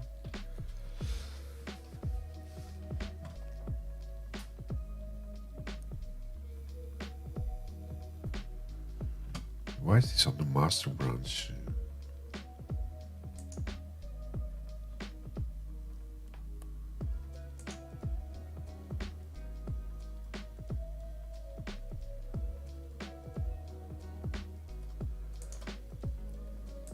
Looks like that's because of... Let's close this. I think that's because there is...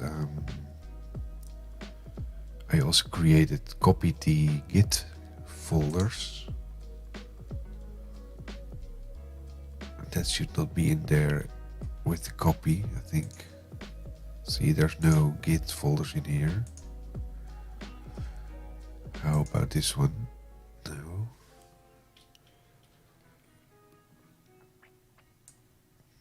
So what if I just kill that?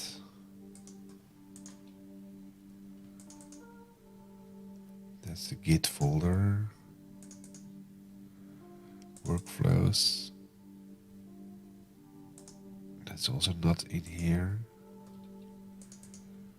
Office Studio.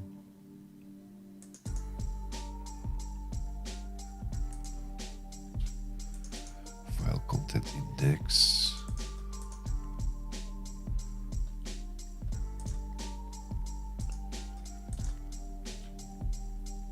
I think I should remove these folders from the project here. The packages will also not be included, I think.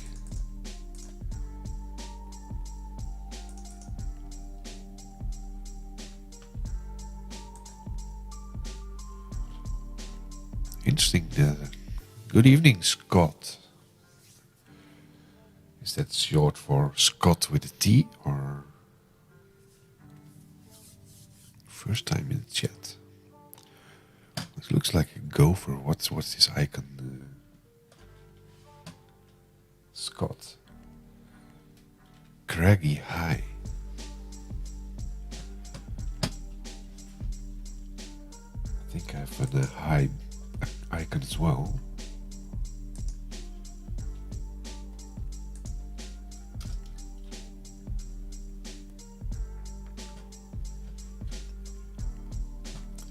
How are you doing?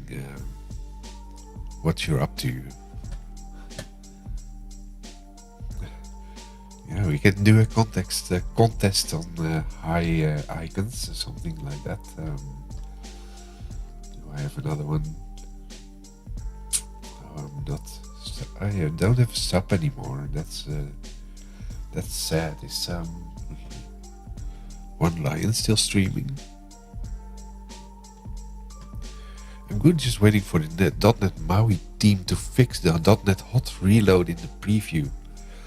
Well, I think in general the hot reload is still not working optimal. Do you also live stream, or are you just lurking, or learning from live streams?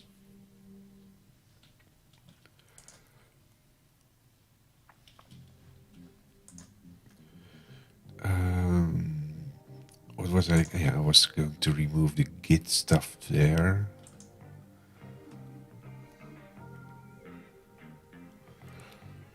Don't know. I'm a watcher. Love learning and teaching from others. Love learning and teaching others what I know. Are you programming C#? I'm programming. What I'm doing today, and that's what I usually do on Thursdays, is building Office add-ins. But in this case, the special thing about this one is that it's a Blazor Office add-in. That hasn't been done by anyone yet. And I'm adding that. I first built that on my own GitHub repos. But I discussed this with the Microsoft team. So I'm now adding the sample to the official Office Development Office Edit Samples repo. So it will be public for everyone. It is already public for everyone if you go into my own repositories and have a look at Blazor add-in. That's the add-in that I developed, and I'm now porting it to Office add-ins. I can quickly show that. If I run WinWord and open a blank page, an add-in is what I call an Office extension. And previously the Office extensions were built by creating Visual Basic macros. Later on that was adopted by the Visual Studio tools for Office. That's C#, COM+, or VB.NET. It depends what you like to do. And but they turned that all over to Office JavaScript. And if you click on this, usually what you get is I'm not running the add-in right now. Let's quickly build it.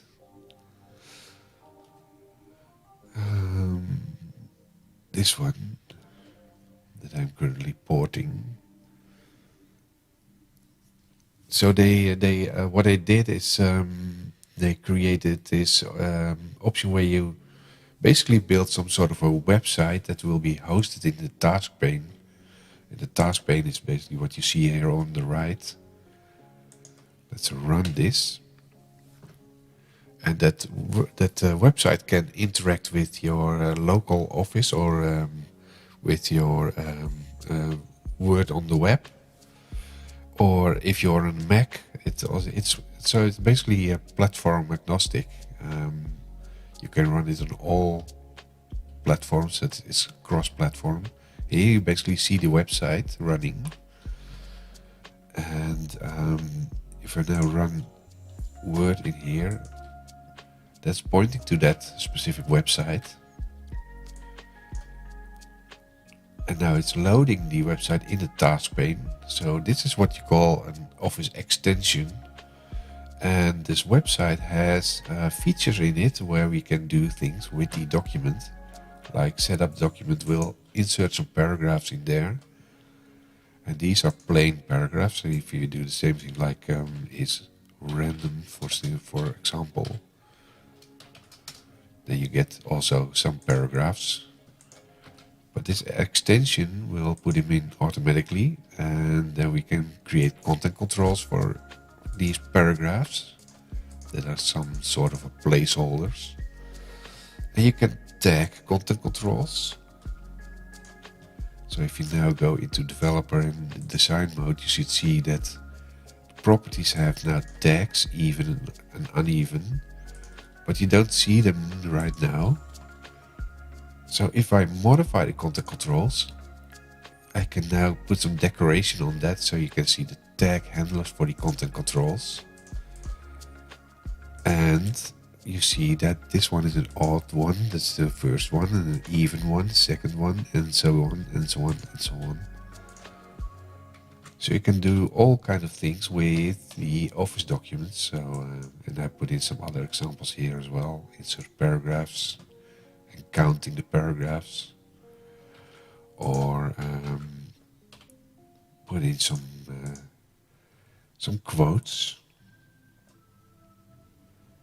from Ralph Waldo, for instance. And, well, actually, this is what you now see is not that useful, except for the content control options. Obviously, that's kind of useful if you have a good purpose for that. But it basically shows you that you can interact with the document itself. But you can do all the things that you have in the menu. You can also do that using the task pane, using interactive way. And what I was saying is that usually the new concept of this one is that you build it in Office JavaScript. But I designed a project where it's not using Office JavaScript directly. It's using Blazor. And Blazor is what Microsoft designed for, like some sort of an intermediate thing, like HTML with looks like a little bit like HTML, but you can put in all kinds of placeholders. So if you go to this one, you see the buttons, and you can interact with it with C# by the onClick handler. There's a C# function in here, and this C# function interacts with Office JavaScript. No, it's not. This one is not Blazor server, and the reason for that is you can't interact with Blazor server with your Office environment. It has to be on the client. For that reason, I created this project so that it's using a WebAssembly file.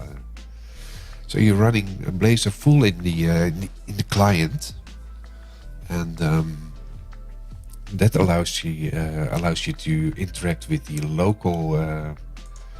local Office hosts like Word or Excel or PowerPoint in this case. Well, not in this case. In this case, it's Word.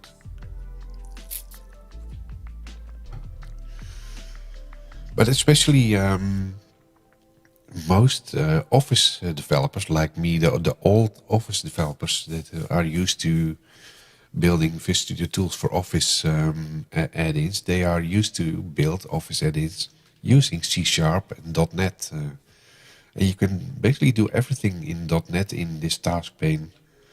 And only when you need to interact with the Office environment, you can switch over to JavaScript and interact.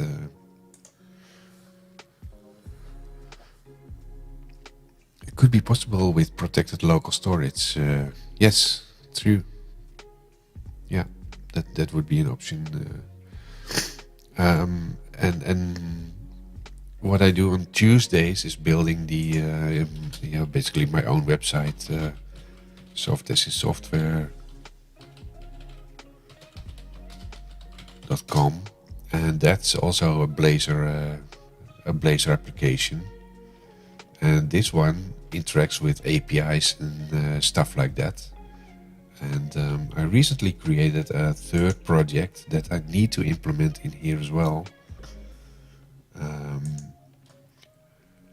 to basically learn how to do the authentication.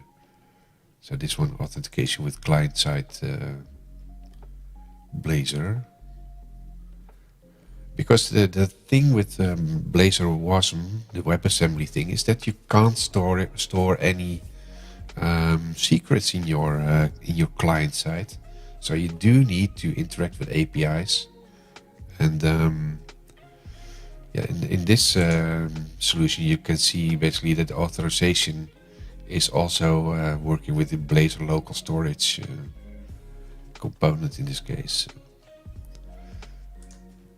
Yeah, so really Blazor is very interesting if you're not too much in JavaScript, but you're more in the Microsoft world, and then it's a lot easier to build your components.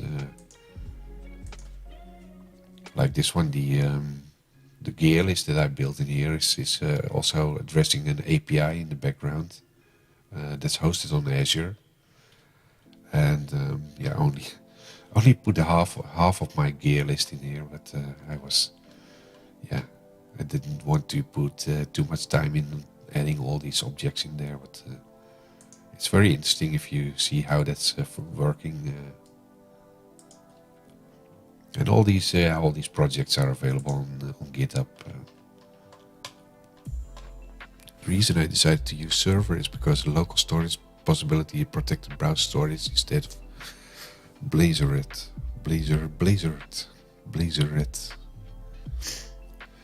Yeah, in general, obviously the downside of Blazor WebAssembly is also that if you're using Blazor server, you don't have the payload for downloading the big WebAssembly when you start loading the application. So it feels a bit more responsive. If you look at this one, if you reloading it, it's always loading the initial WebAssembly. So that takes a little bit. Yeah, obviously because I'm on a fiber connection, that you don't really notice that.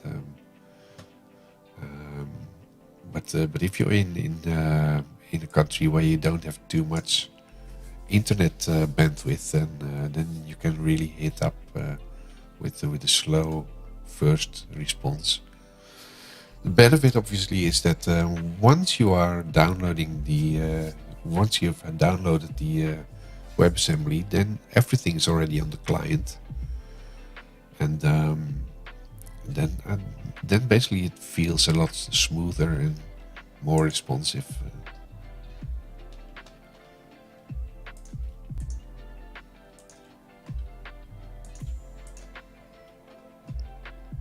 So I was bringing over this project to another repo, but I also copied in the Git thing, so it was thinking that it was part of the master again. If I go in here and I do Git status, I think it will pick up the local folder. It tells me that it's in the right branch in here, and it's just adding this one. But if I use Visual Studio, it's thinking that it's part of the master branch. I will be looking at your authentication with WASM. Yeah, it's kind of interesting. What I did there is I started it with a local SQL server option. If I reopen this, then where is it? I should pin this one. Pin. Why is it? Yeah, now it's pinning.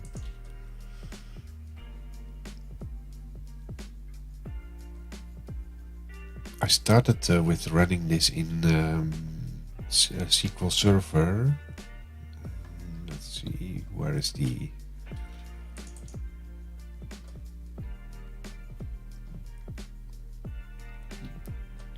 Using SQL Server, but I changed this in the last stream from Tuesday. I switched it completely over to SQLite. So it also works with SQLite, and basically you can see that if you're running it on your local instance, and you can see that in where's the server, the data, you get a local database from SQLite. So that's really portable. The other option would give you SQL a SQL Server object. Yeah, that's much more heavier than SQLite, obviously.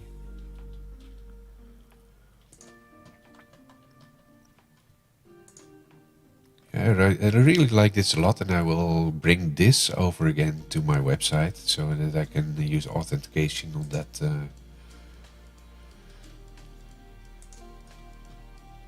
On the WebAssembly side, on the client side.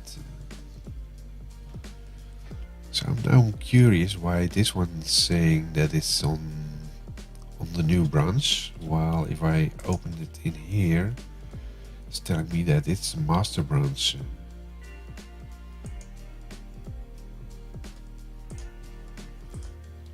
So I think I need to just kill the Git folders in there, because Visual Studio think that's... Let's move that away. Not this one. Samples. Word Blazor. Let's take that and also take the workflow out.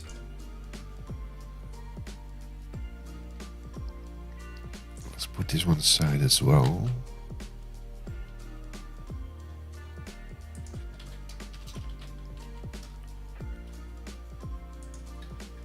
(2022-04-07).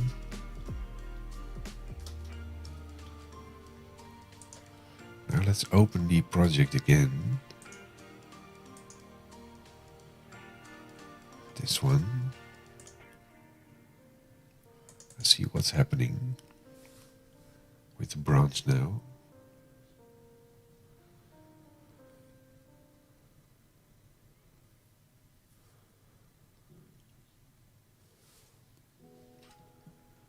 Why is this big one in the back sitting my way? I'll cover the chat window, it's not what I want.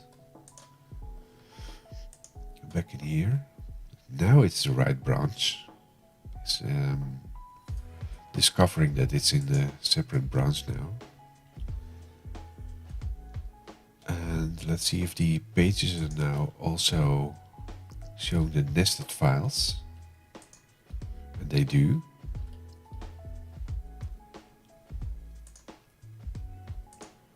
With isolated CSS in there, for instance. I don't think there's anything in there. There's nothing in there, but at least it's showing the nested file tree.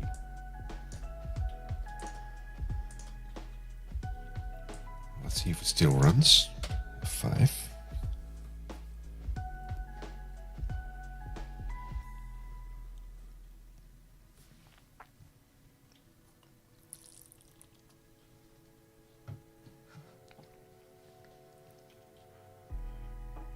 Still running.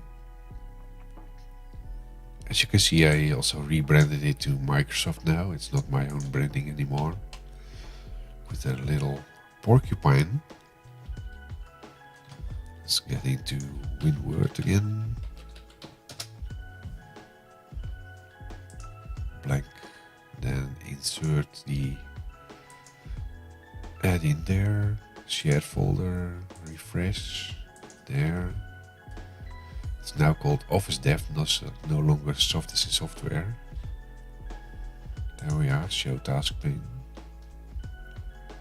There we have it, still working.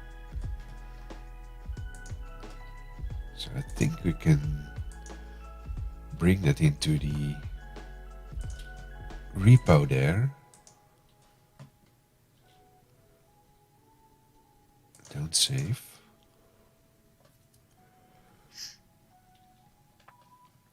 Cool. Close all this.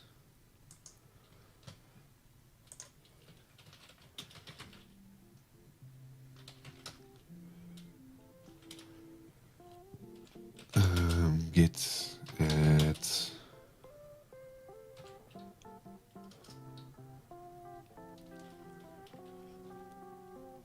git status. Let's close this.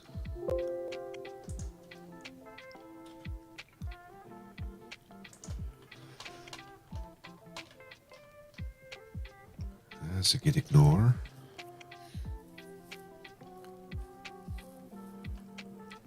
Let's see if there's no things in there that should not be in here.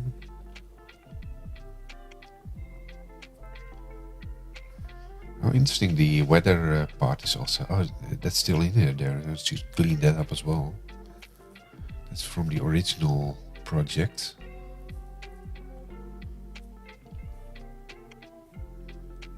Fetch data and the counter is no longer used anymore in this project.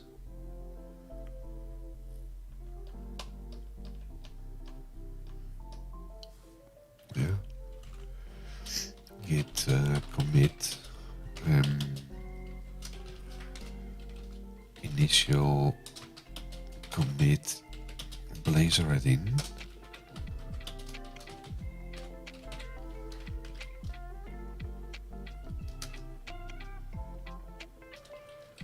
Git push. Oh, yeah.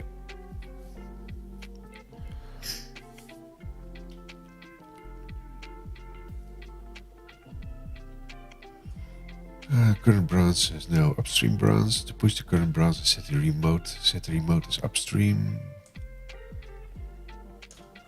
Copy, because it's a new branch.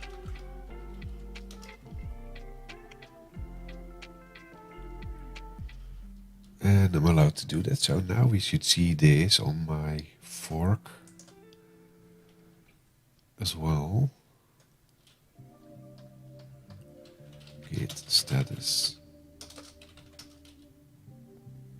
That's in sync, I think. Yeah.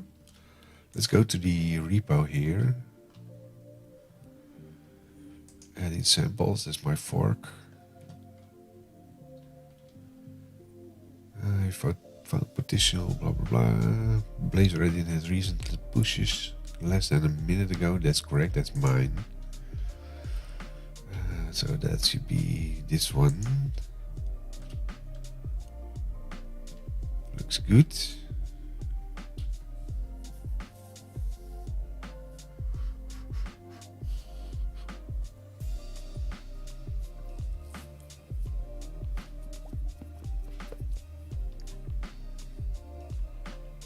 And then it should be under samples, and then word Blazor add-in, there it is. So this is the one that's added 2 minutes ago. Oh, I thought I deleted that one.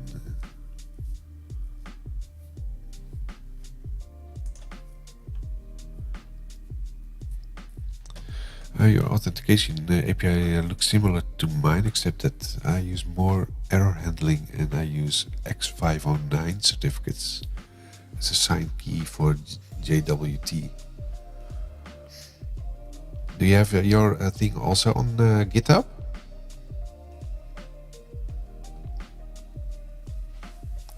Yeah, what I use is Entity Framework for that.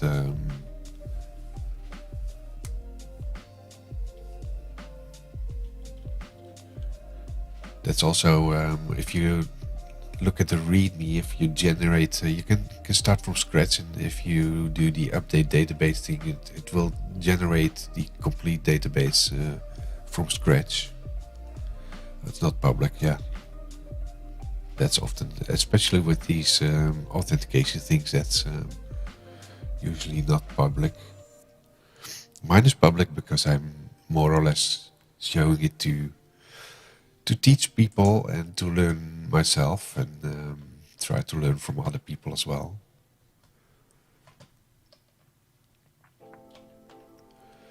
Yeah, so I will give this to one of the Microsoft team members to have to review it a little bit.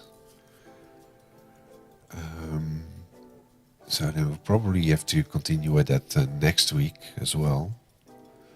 There is another thing that I wanted to have a look at. That's let's go to the JavaScript repos, also from Microsoft. Let's see if I have it in the list.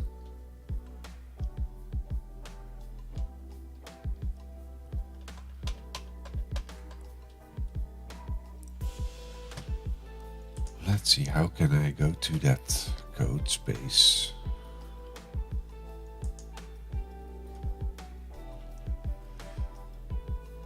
I created an issue somewhere. Office Dev, I think it's OfficeDev. OfficeDev. There's a repo in there called Office.js, I think. Let's find it. Office.js.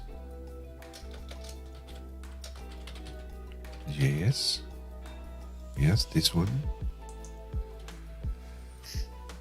I created an issue on that list from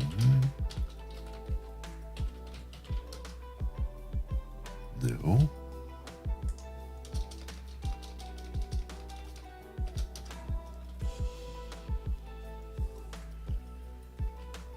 Event.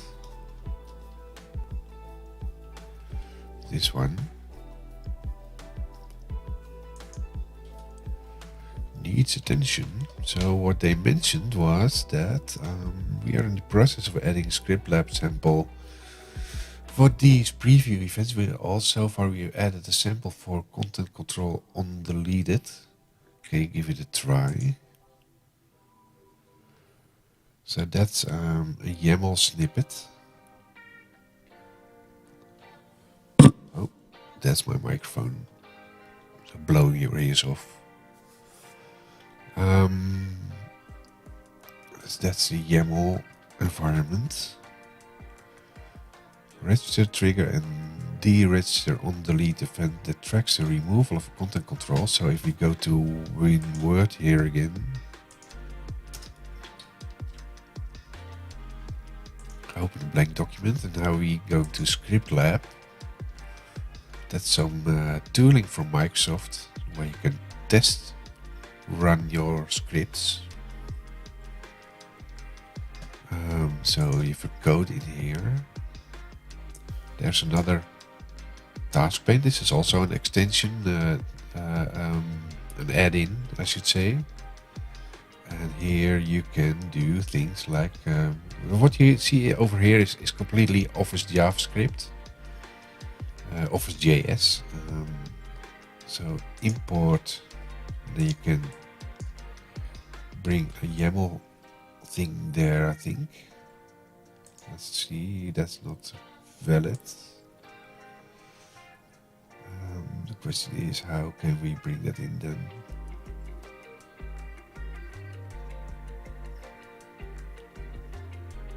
Gist URL, so is that available elsewhere?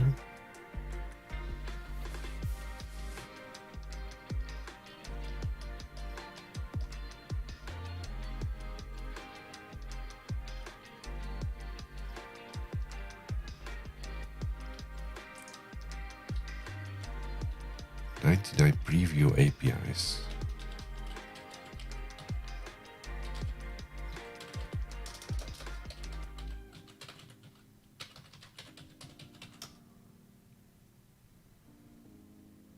There's nothing there. So how do I get this JavaScript thingy? Go to File.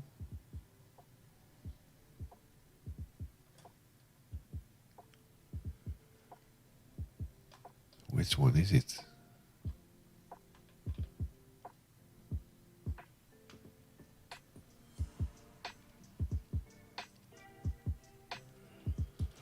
What's the name of this thing? Content control on deleted event. Go to File. Content control.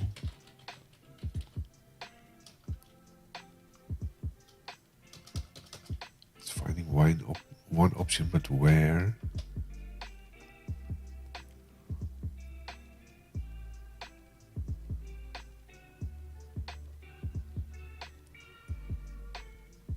I don't see it.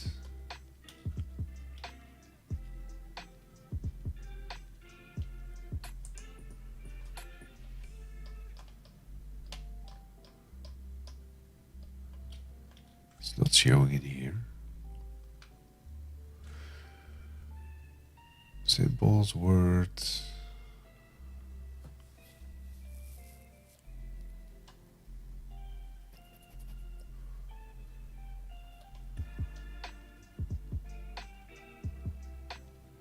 This is a blob.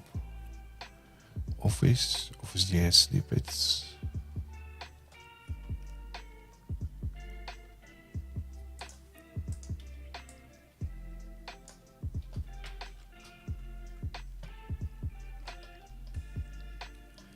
I can put it in manually, but that's not what I had in mind.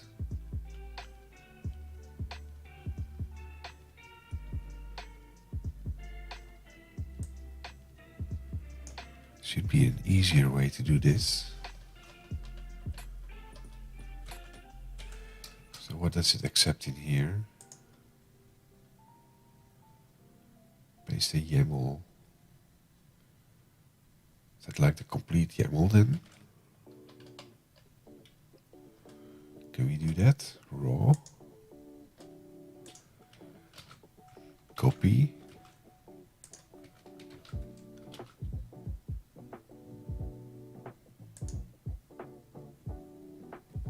That's working. Trust it.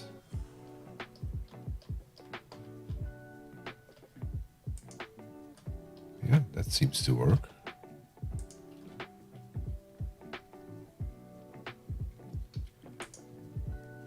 Using the libraries, is it using the beta? Yes, it's using the beta. That's something that's needed. So let's run this and see if it's actually working. Run this. Run side by side. Got it. So it should do this. There you are. This is basically this is exactly the same thing that I built in my other add-in. Last updated. Open the console. Setup. See it doing the same thing. Insert content controls. So there are 4 content controls inserted. Now register event handlers. Added event handlers for when content controls are deleted. So what if I just delete this one? That's detected.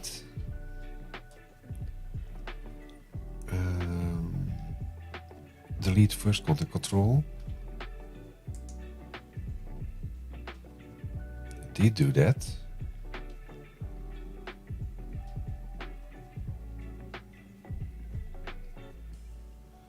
I remove the event handlers. So now if I delete the first content control again, let's clear the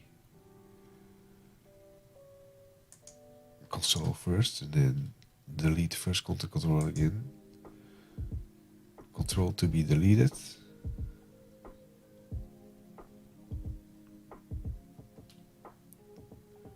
Register event handler. Ooh, that's not allowed. Let's try it again. Setup. Everything is back in there. Then insert content controls. That's also failing. No, that's working now. 4 content controls. Register event handler. And now that's failing. So let's reload this.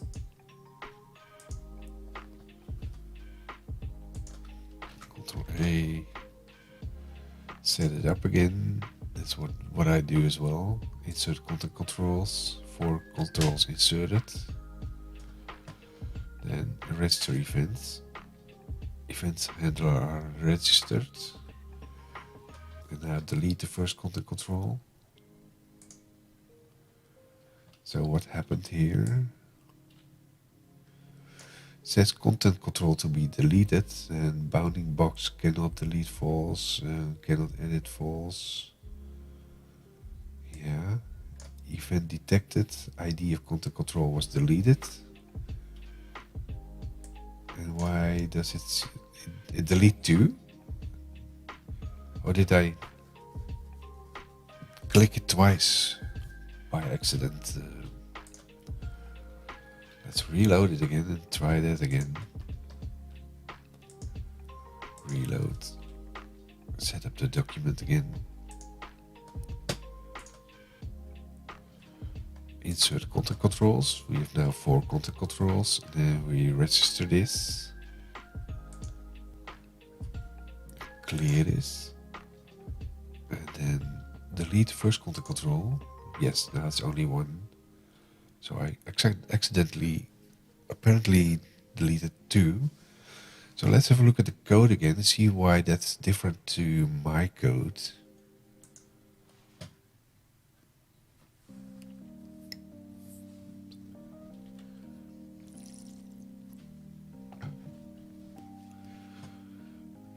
Let's bring this up.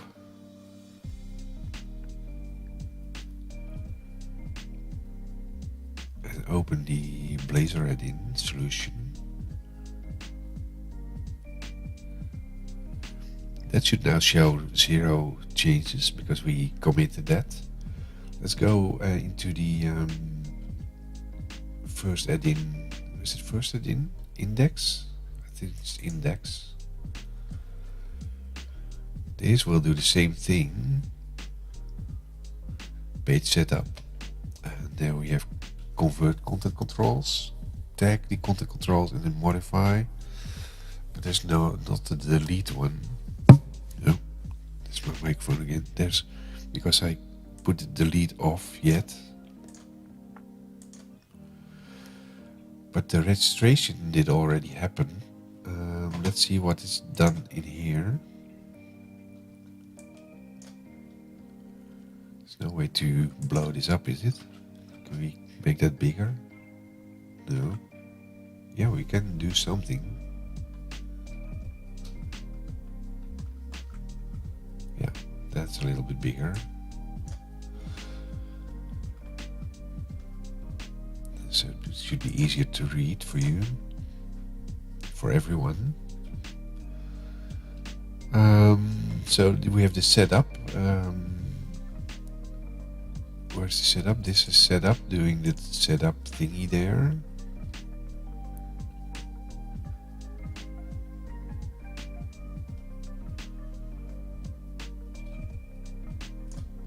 Setup, where's the setup? Content control, delete content control, the register, context, setup. There's the setup. That's doing nothing else than clear the body, insert a paragraph, insert a paragraph, insert a paragraph, paragraph, get lost, insert something, so there's no need for that to change. Then the second one will be, let's have a look at the HTML. The second one is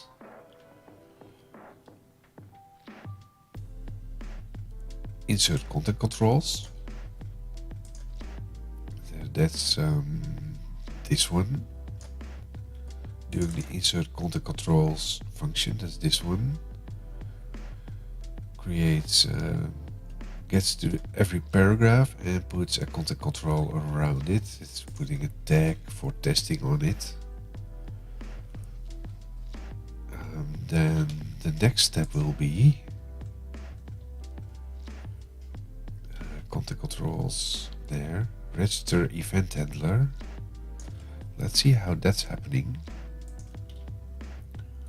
Register event handlers. That's this one.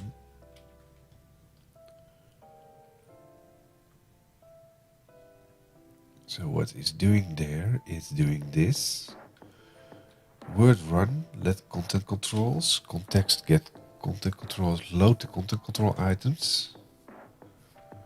Register the undeleted event on each of the content controls. If content control item length is 0, then there are no content controls. Else for let for blah blah blah content control items on delete add content control deleted. Oh, that's this one. This is important, I think. The track is not done.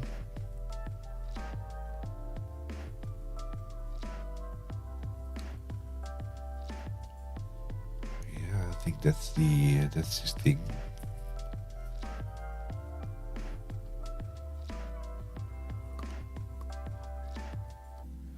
So let's compare that to what we have in mine.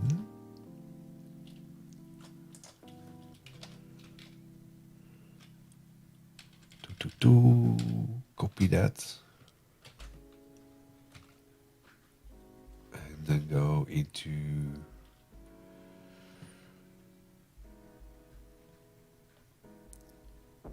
convert the content control mark odd and even. And then we have to go into the handler there for JavaScript. And there should be an on-deleted thing. Oh, yeah. Okay. So I did not put the...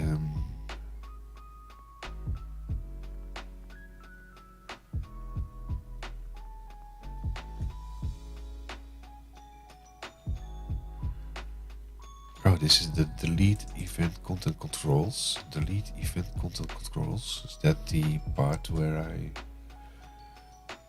commented on this one?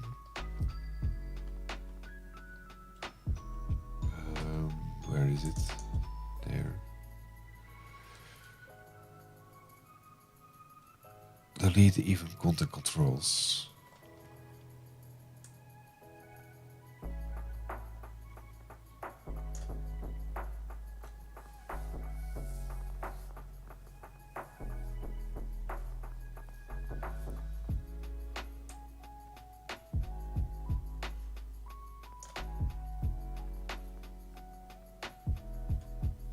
Let's go in the JavaScript code there.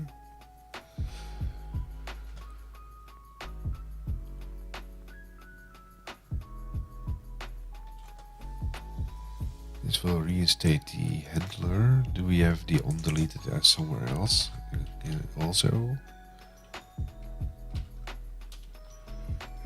On-deleted. That's the only one. Oh.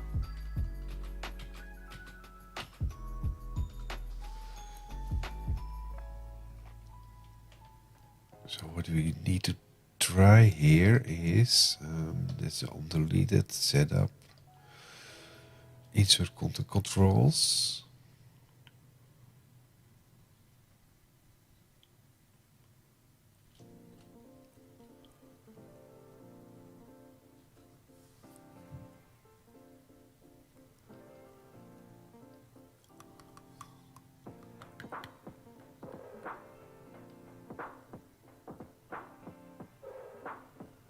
Handle content control deleted. So we should bring that back then.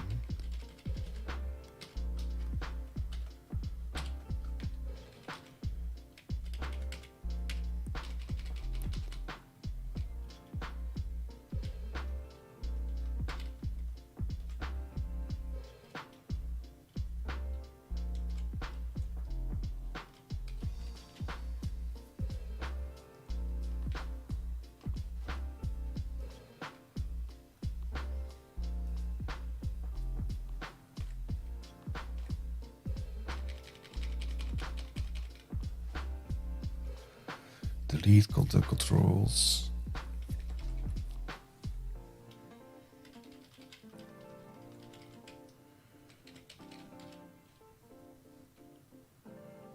Let's go back to the other environment. Copy this.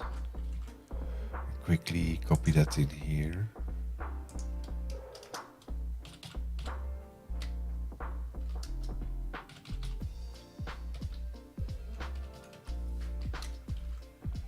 Just for checking.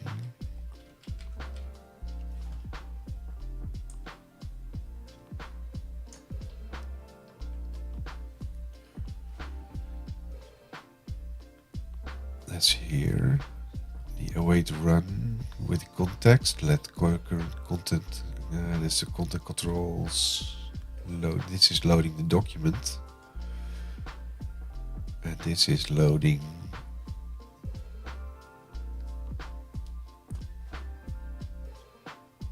context document. So that's no longer needed apparently, so we don't need this. Yeah, that's basically changing this.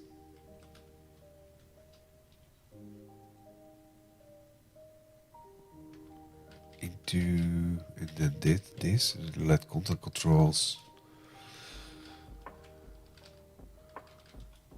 equals to, that should be context document, content controls. Oh, doing it again.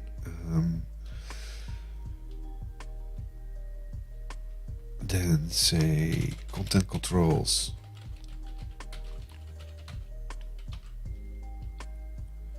load. Well, load was already in there. Items. So we now should be able to delete all of this and do the context sync to make sure that we get the things in there.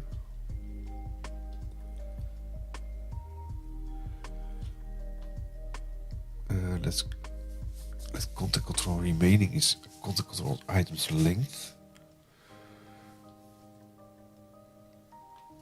Yeah, it should be good to test first if there's indeed nothing in there.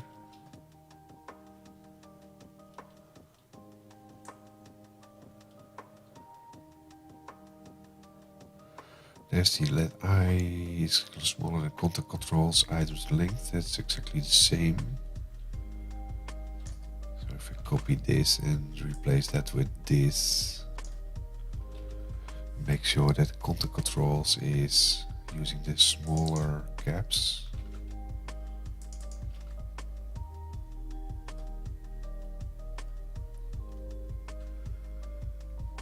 There.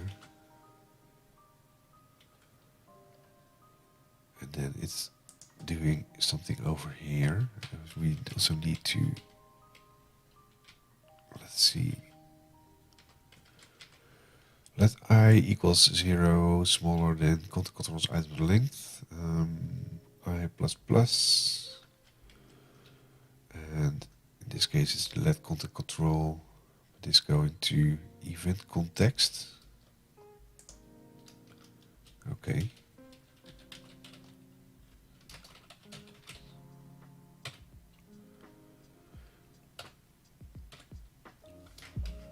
Equals to content controls items, and that's the one that we see in here.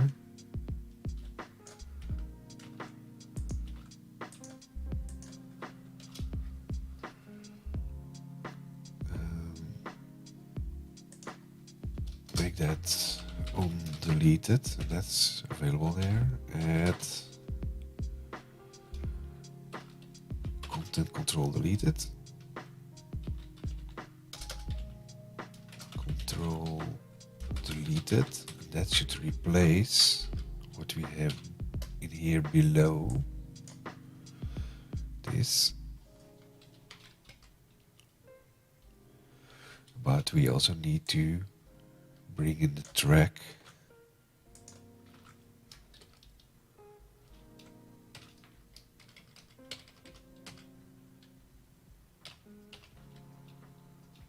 So that should replace this.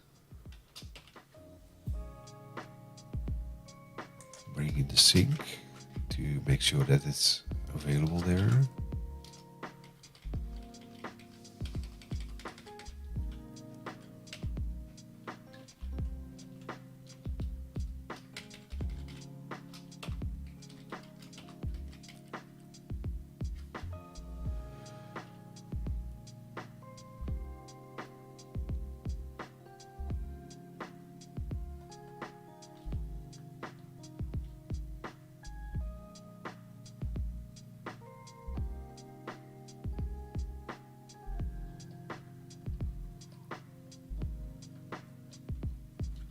So we can remove that as well.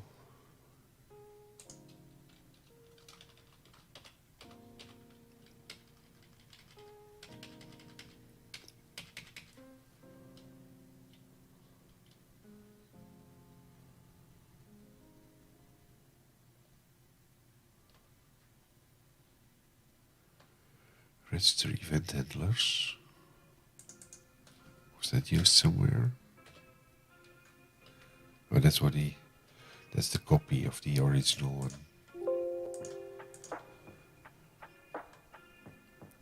So that's the, let's see. Before then we have the await. And then set add event handlers, copy.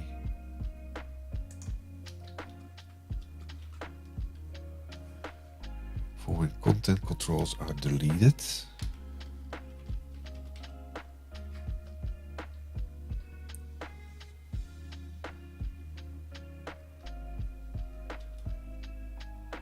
And then we can remove this, sync again, and that, and then we'll all these options there.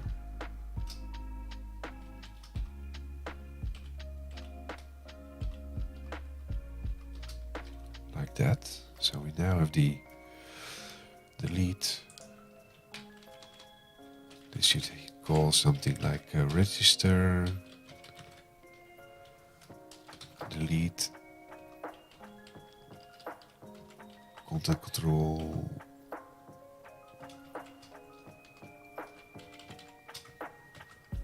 content controls on delete.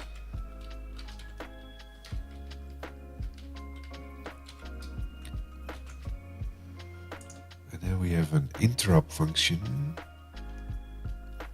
in here. We should get one. Setup tag, modify, insert, copy, paste. Take this one, copy, register content controls on delete, and do that in there as well, and make that a capital R.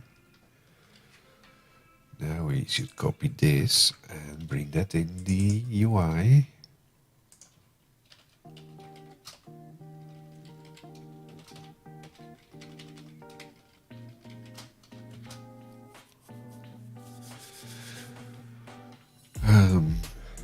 That is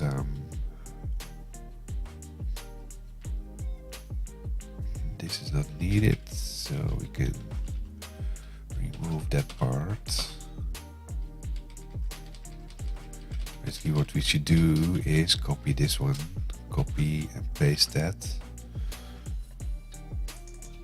register content controls for deletion,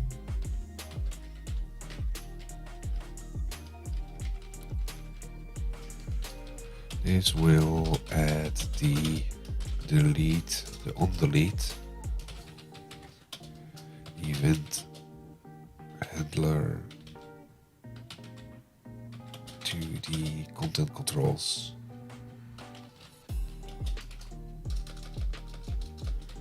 Content controls. And we can kill this. And then we bring this one over again. Copy, register content controls, delete. That should be in there.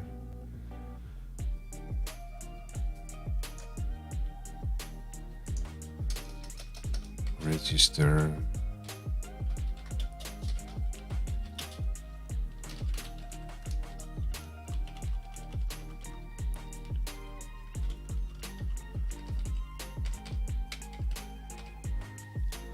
like that.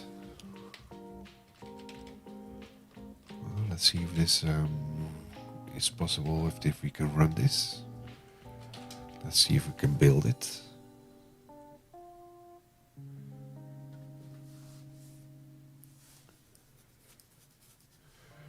That was working, running it.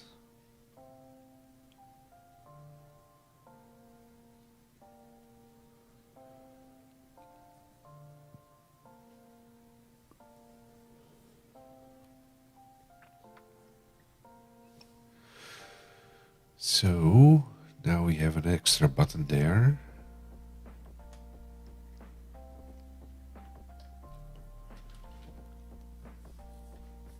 Let's run this in Word.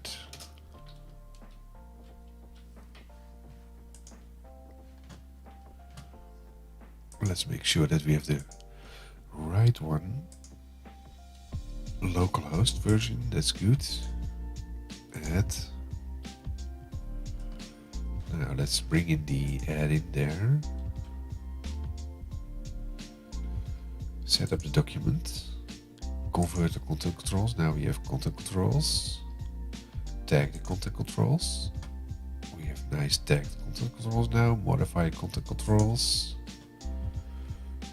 And let's inspect this. Console. Tagged and handled. That's interesting. Added delete handler. So they already have a delete handler in this location. That's interesting.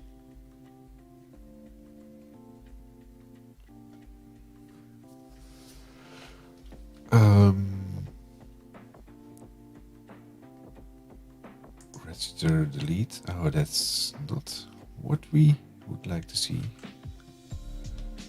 What does it say? Could not find register content control on delete. It's undefined. Did I not export it yet?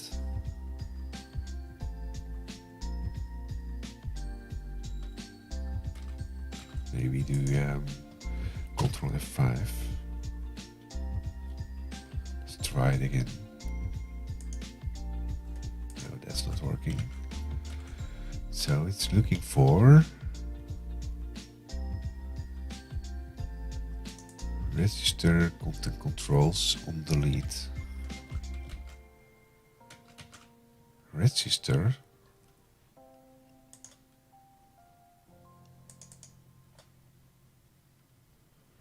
Let's bring that back. So, and I already see it. It is indeed not exported, I think. See, the export is missing.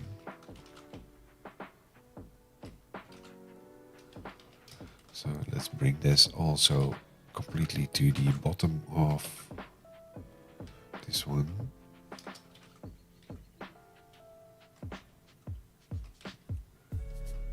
Step 4, that should be step 5. Copy. Step 5.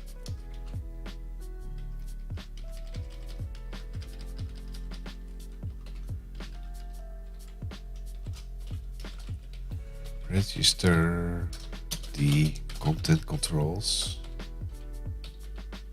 Content controls for marking for deletion event. Let's see, because I also have in my, here is the content control on deletion.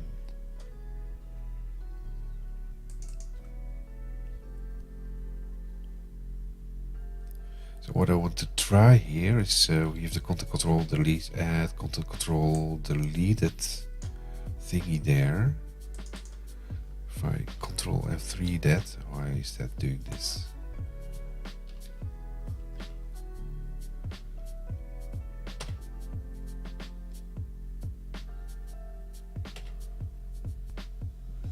Handle content control deleted, what's the other one?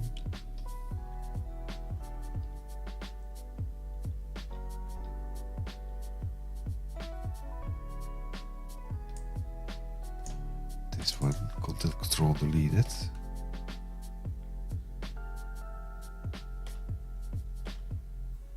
Oh yeah, that's also what we need to fix there. The content control deleted thing, that's not called content control deleted, but it's called handle content control deleted. Like that.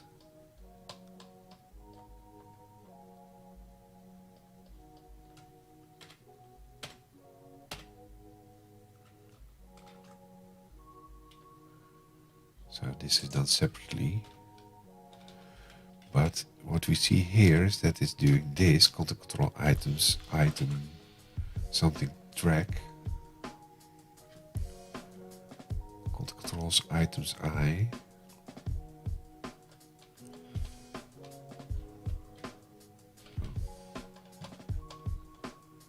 Here. This is basically the item already.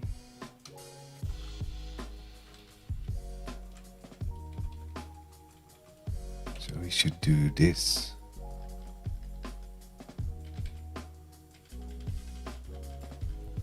Add a deleted handler.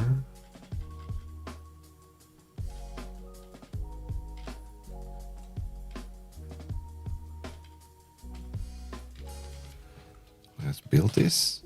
Oh yeah, stop debugging. Yes. Yes, we want to stop debugging.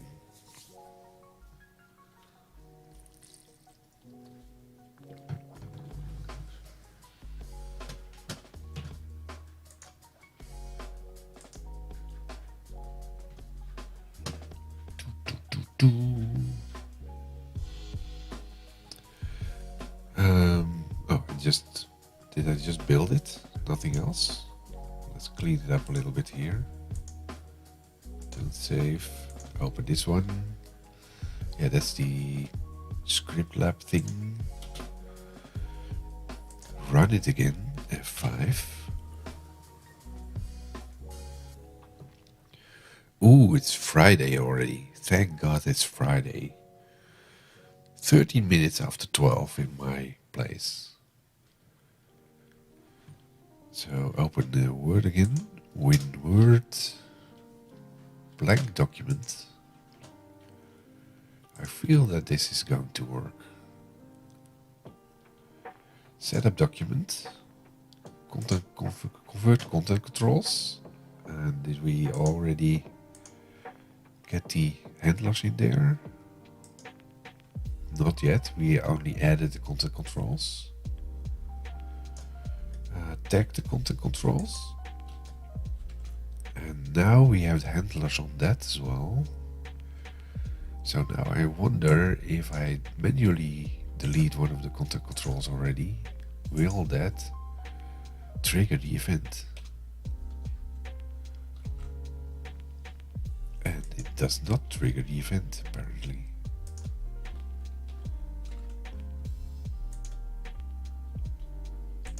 So that's interesting. And is that because we did not sync it back to the document?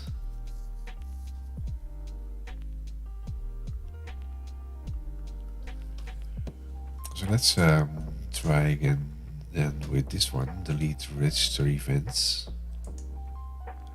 That's giving an error again. Oh.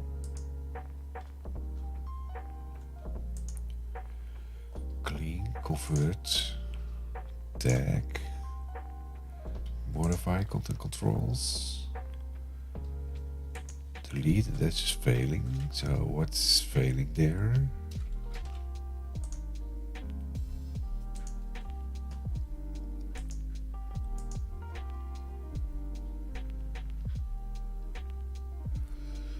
What did it say? Unhandled exception rendering component could not find register content control on delete. That's what we added, didn't we? Maybe I just need to refresh this. Control F5. Maybe that's also the reason why the delete earlier failed. Let's try this again. Setup, convert. Tag the content controls, modify the content controls. We should now already have seen the insertion of the add-ins there. Content controls, let's pick one and delete one. Did that trigger something? No, that still did not trigger anything.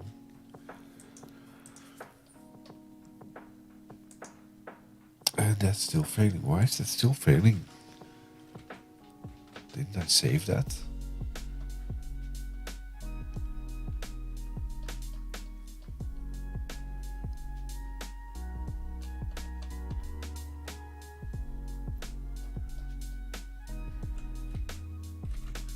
Must be a typo in there somewhere.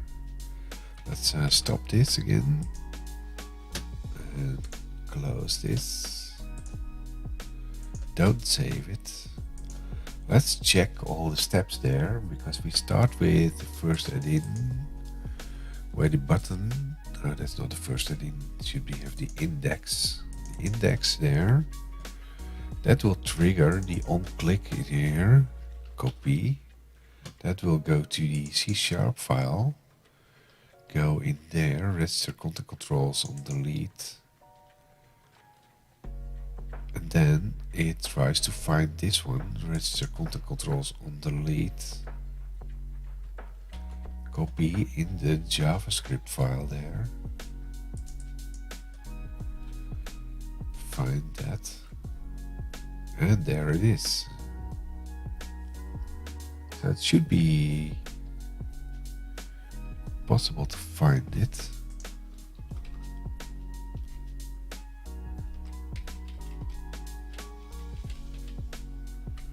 Save it. Save it.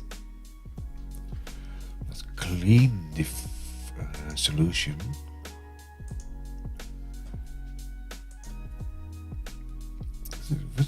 Music sounds like elevator music. Partner and head of digital, Deloitte Digital Danish, like me. Yeah, but we have Deloitte Digital, but is that the global Deloitte Digital, or is that someone else? We have a lot of partners and head of Deloitte Digitals. We have even have one in the Netherlands, I think. Maybe he's from NSE, North, South, East. Just Googled your company, yeah. While I'm doing this completely independent of my company, especially because this is not what I do anymore in my company. In my company, these days are more like people manager, assisting my developer team. Why is this failing?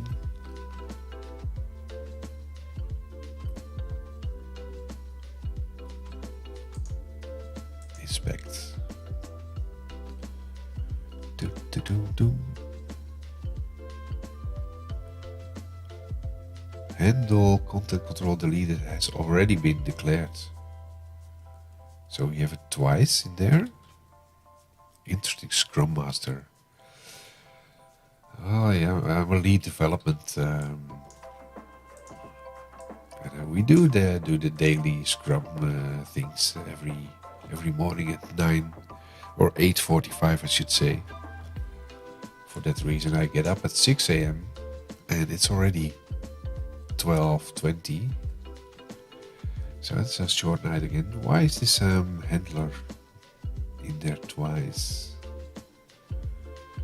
Handle content control deleted has already been declared. So do I have it twice in there? Did I copy it?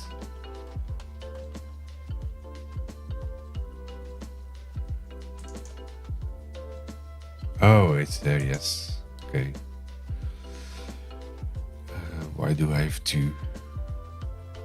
Which country am I in? I'm in the Netherlands.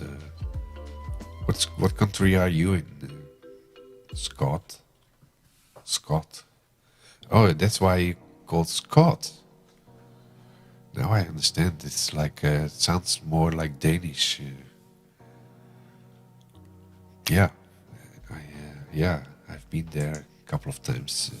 Denmark, Copenhagen. I've been in Copenhagen a couple of times. With a Little Mermaid. That mermaid is a lot smaller than you would expect if you have never seen that before. Let's see, handle context deleted. That's why is it doing the word run? That's no longer needed, I think. Oh, it is needed because it needed the event. That's interesting. But where did it get this event?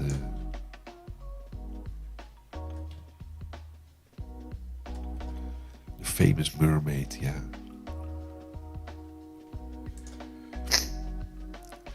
And it's also way in the back if you have to walk to some remains of a castle or something like that. In the back there's the Little Mermaid. You have to walk by passing a palace or something with the guards. But the beer is very expensive in Denmark. I think everything with alcohol in it is very expensive in there. Content control deleted. Let's copy this and see if that's the same.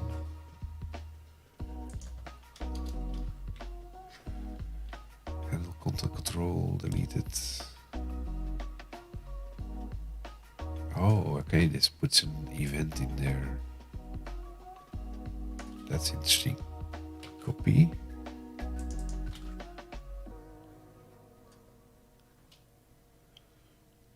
Event content control ID. That's where, for that reason, it's now recognizing it. But this should. These strange quotes in there.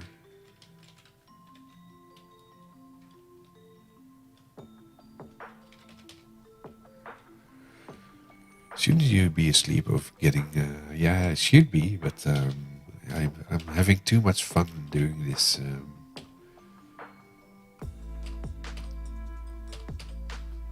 why is that all squiggly? Because that's TypeScript. Okay. Okay.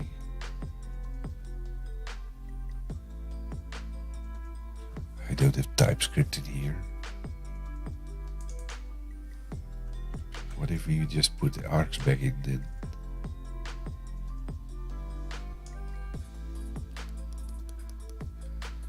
I think this will fail. Let's just change that back.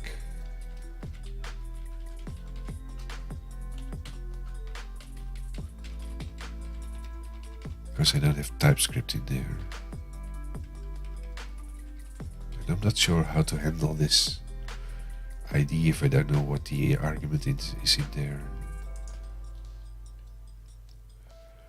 Okay, let's try running this again. Oh, we need to stop it, I think. Stop it! Oh, it's already stopped. So why is this still running there then?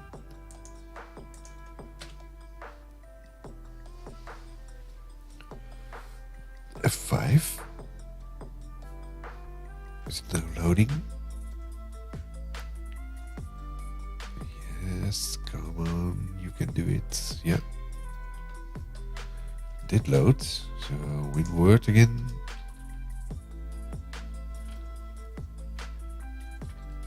Blank document to start with. Insert a fresh instance. I'm not sure, still not sure if I need to do this, because just to be sure that we have the latest version. Loading the latest version. I think it's already loading the latest version without doing that. But setup, convert content controls, tag content controls, modify the content controls. And now let's go into the inspect window. See that we have inserted the handlers as well. Now let's kill one of the content controls there. And it's not showing. Now let's try doing this again. That is failing. But why is that failing? It is failing because it is saying something like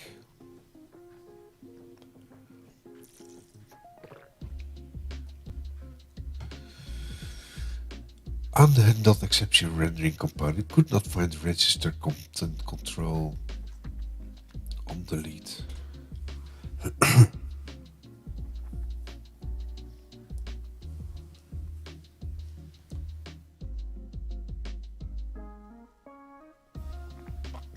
I'm recovering from a cold, so I had to cough. Oh, and this is doing it in the for each thingy. for each thingy there's something going wrong.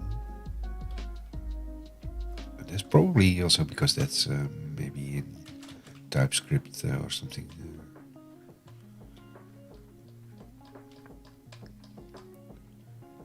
Where is that? Close that. Modify. No.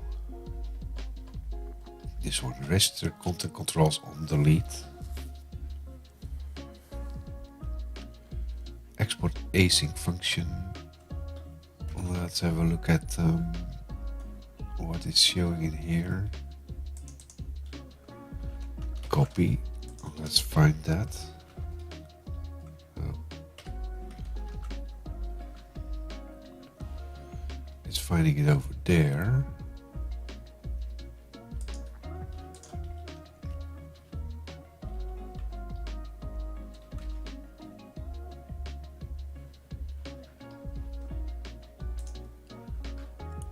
Let's make this a little bit smaller and we can close this as well. Let's read this. Traverse content controls, so it's making the context there. And then getting the content controls, loading the content controls to sync it. Then if the content control items is 0, then it's skipping the thing.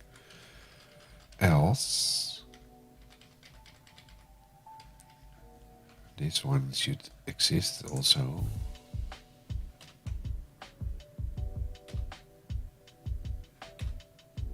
Oh, wait.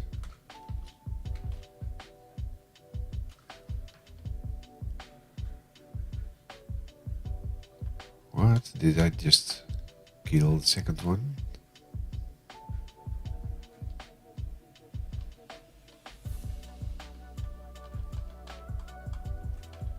Oh, where did it go? Where did that go?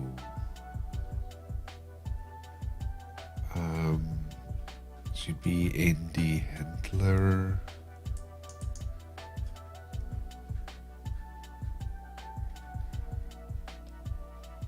I just killed this one. And that should not be killed. Copy.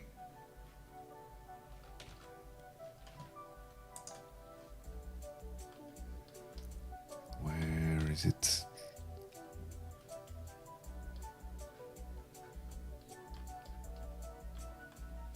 Here. Took a little bit too much out there. Now it's able to find it again. Good, let's stop this again.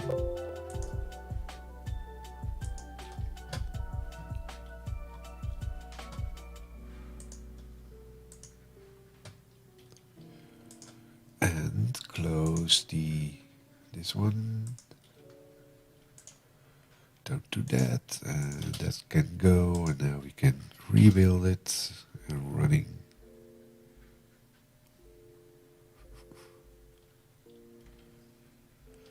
So why was this not giving issues on this level earlier then? Where is it?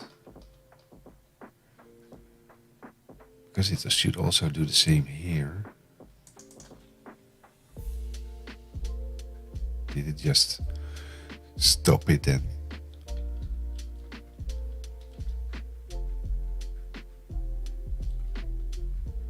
Let's run this.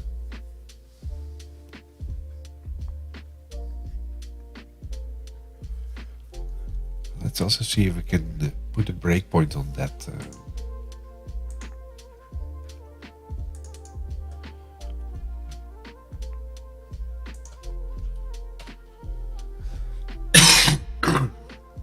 Excuse me, blowing your speakers out. I really should implement my cough button. My voice is breaking down. Is it running already? it is winword blank. Insert my add-ins. Shared folder, refresh, load, add. Do that. Setup, convert, tag, inspect. So it's already in there. So if we delete that one now,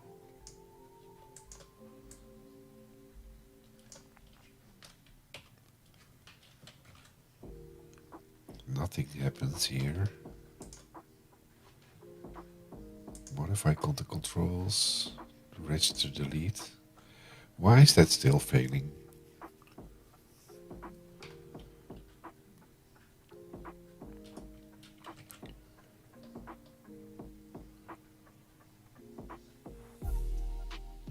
Unended exception rendering component could not find register content controls on delete. Register content controls on delete was undefined. Could not find register content controls on delete, but I searched for that and it did exist, I think.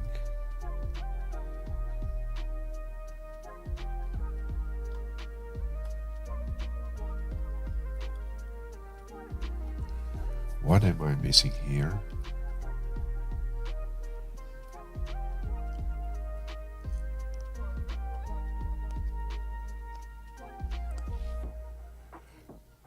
Index Razor CS34.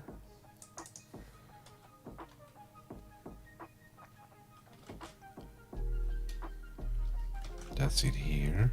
34. That's this line. So it's failing on this one. Maybe the name is just too long.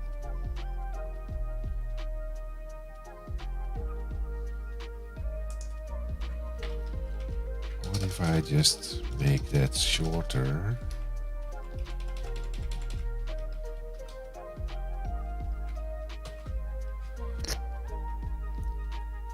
What's the size of identifier? It's undefined.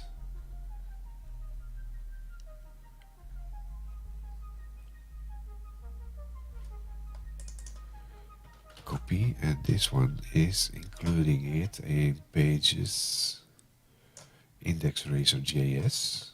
Pages index razor.js, so it must be this one. Control F. Yeah, we need to make that this one.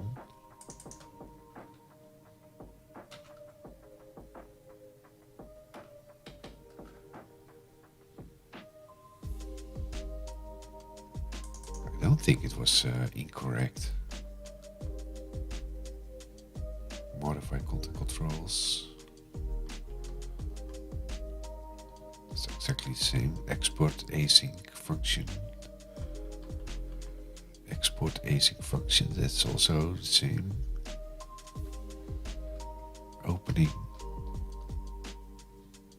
Opening brackets.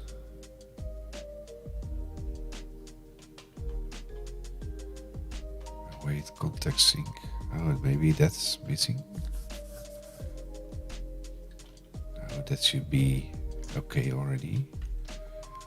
But we can check. Then we can, yeah, this is the sync. Oh, let's see. We have if, then the bracket, this one is this one. Then we get that one is that one. So it should be okay. It should be okay. This one exists. That's this one. Yes.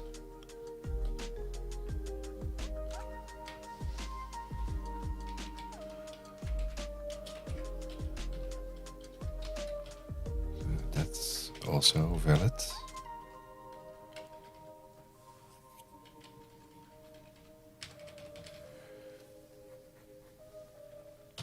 Save. Stop this. Let's check what the manifest is pointing at. Is that the local? Yeah, it's a localhost version. That should also be okay.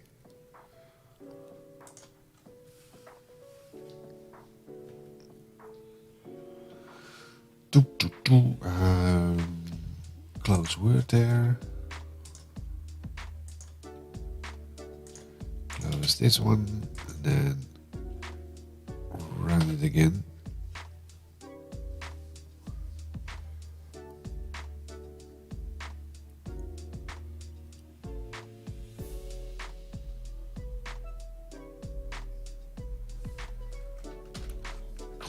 Control F5. Let's try it again once more.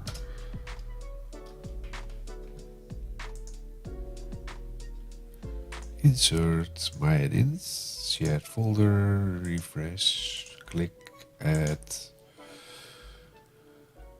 load it, inspect it, console. After started, setup document, convert content controls, 5 content controls added, tag content controls. Now they are tagged. The handler are added. Let's test one of the paragraphs.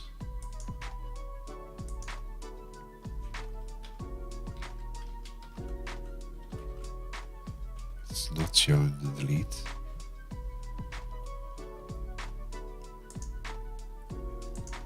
Modify, register, and that's failing again. Why is this failing? Come on, refresh.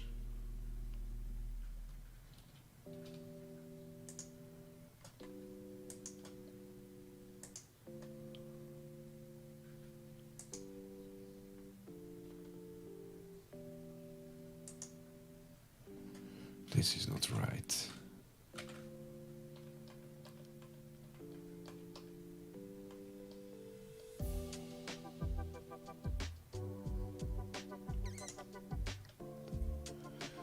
Could not find register on delete.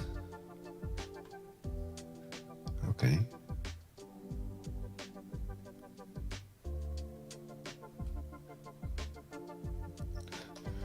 Could not find the register on delete.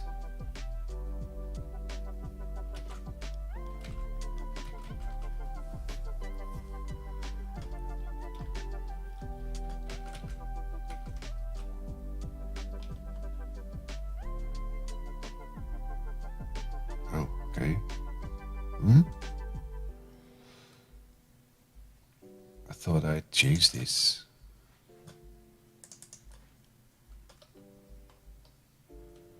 Register on delete. Copy.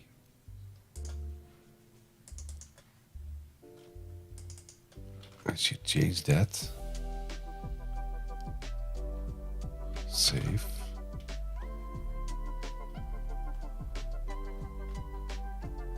So what did I change then? Earlier.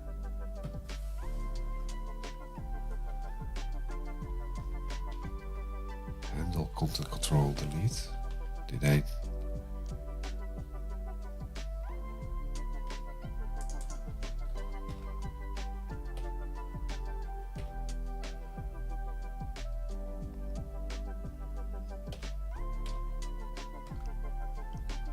That still works. So apparently I forgot to rename the JavaScript file. Don't save. Close this one, stop this. Let's clean this for now. Rebuild it.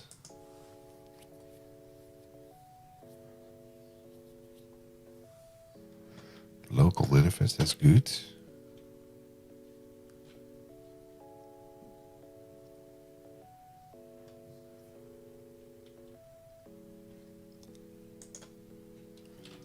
Winward, blank page, insert, my add-ins, shared folder, refresh, click add, run,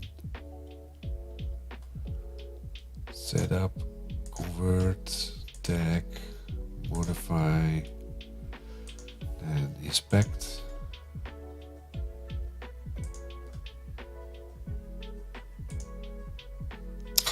Come on guys, how's this not working again? Unhandled exception rendering component could not find register on delete.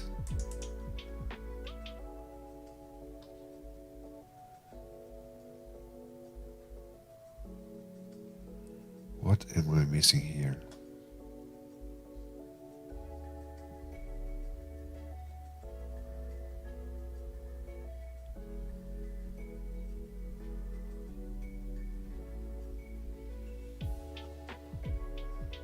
Could not find register on delete.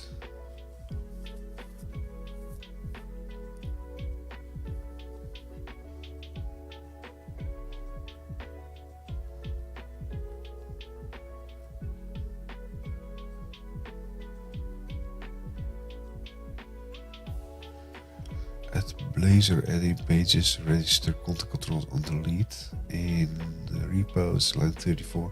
That's the exact line. Register.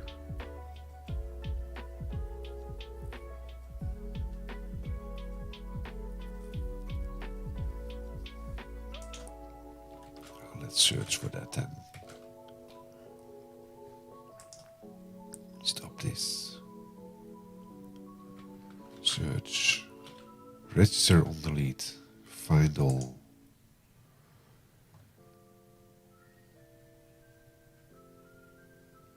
There's one on the C# file.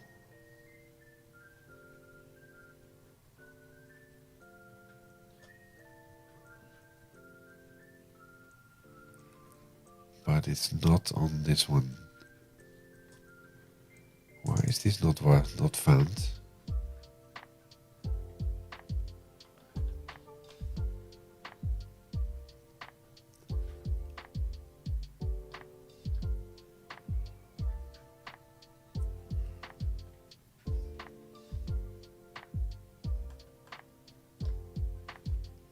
Let's have a look.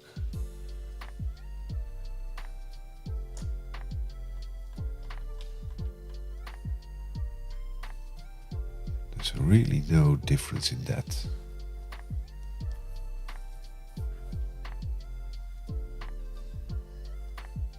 Why is it not finding this? Can only be if this is in the cache somehow.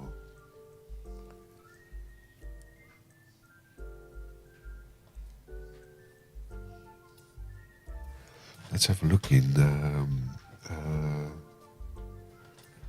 where's it running? There. This is an old one.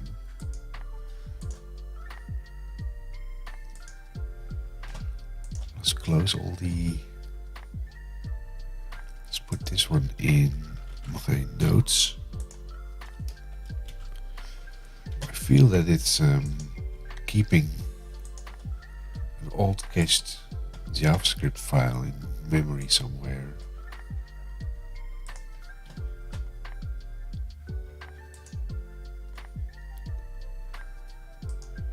Do the inspect, and then let's open this. Can we see the sources for this?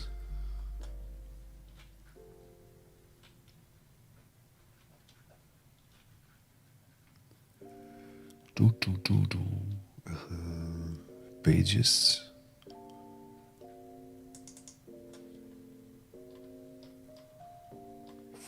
See, that's missing.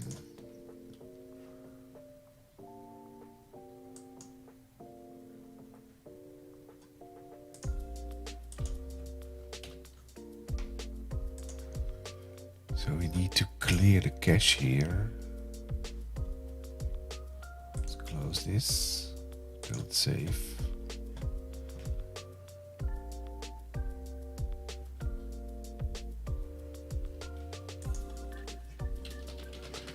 WinWord is loading an old JavaScript file.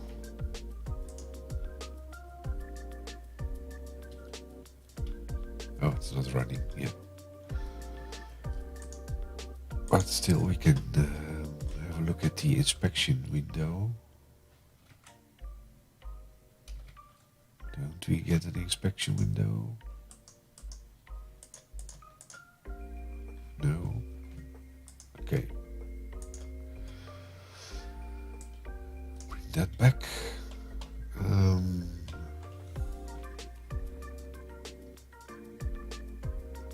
Run it again.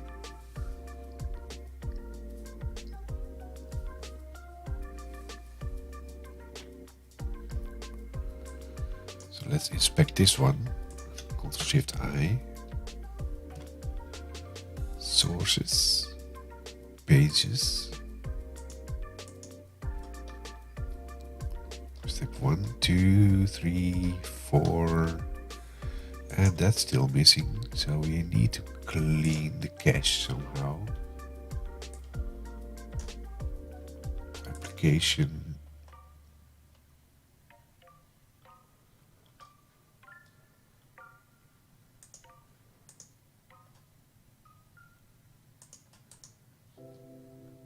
Delete.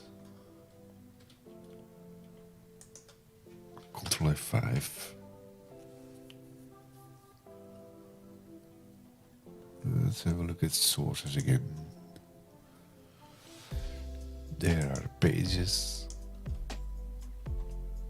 Still 4. Why is that still 4? Come on, guys. Let's go in here. No, that's in here. Settings.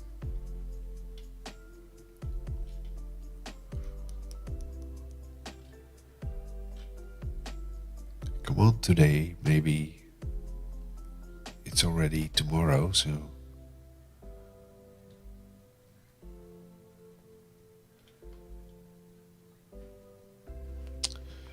come on, why is it not loading settings?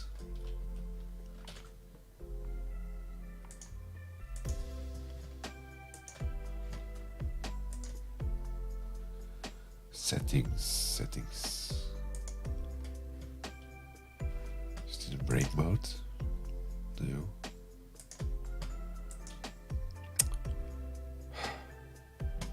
How annoying is this?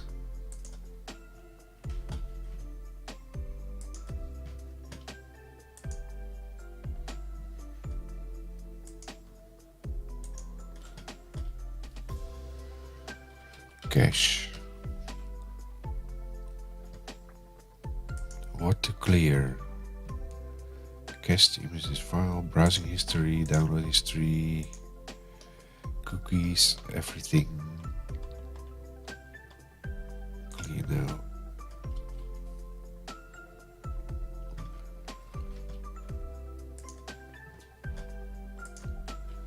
F5.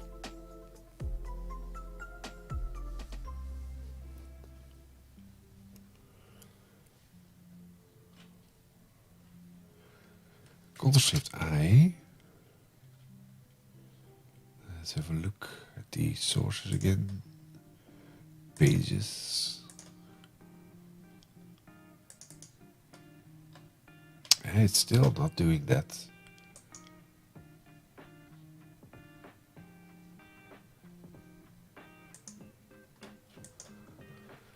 Ctrl-F5. Now it has the 5. There it is.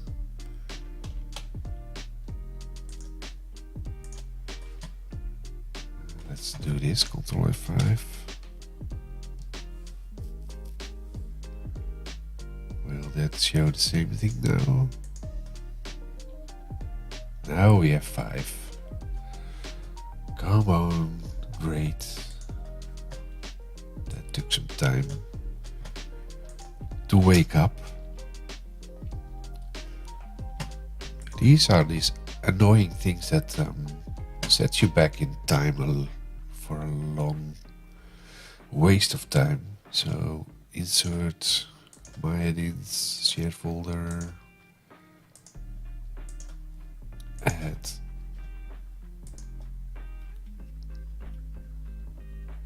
Now let's do setup document, convert, tag them, modify, register, and it's still failing. Why is it still failing? Could not find, so it's a different browser. So we have to do the same thing, I think. Control F5, let's start with that. Setup document, convert.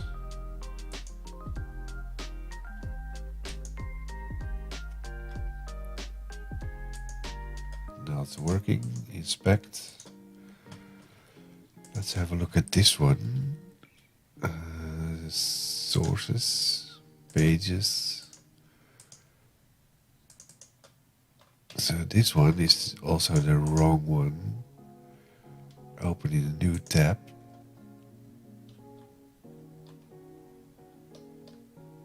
Four. And why is it 4 again?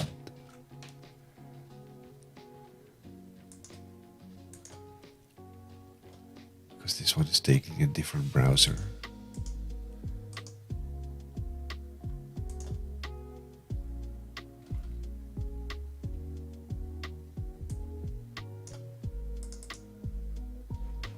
So reload.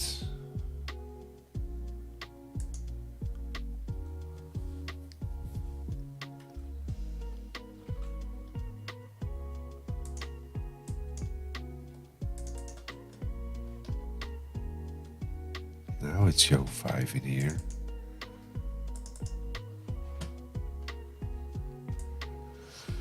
Okay, let's do it. Setup document, convert, tag, modify, register, and it's still not working.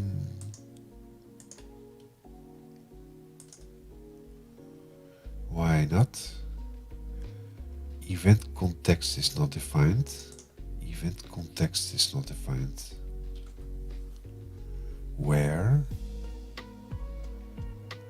Add async register on delete.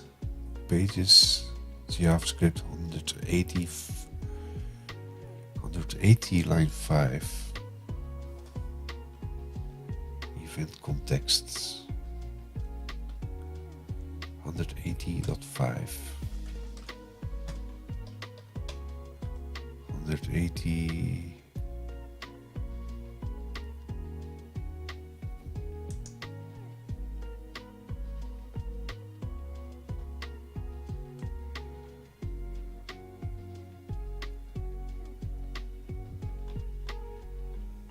So what is this complaining on?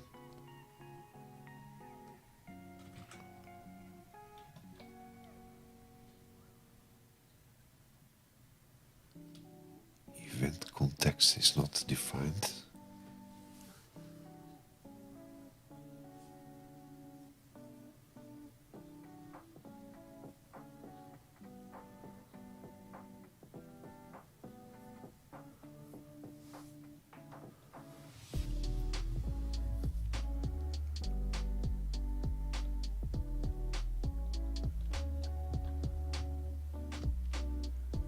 Where did it get event context in?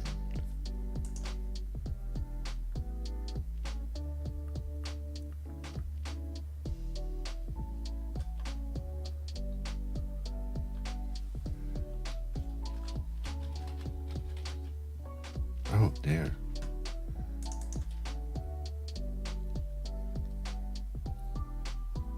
Okay.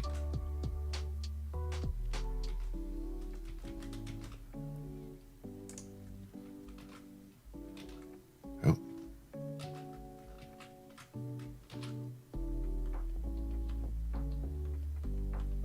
There's event context. Out of scope. It's a global scope.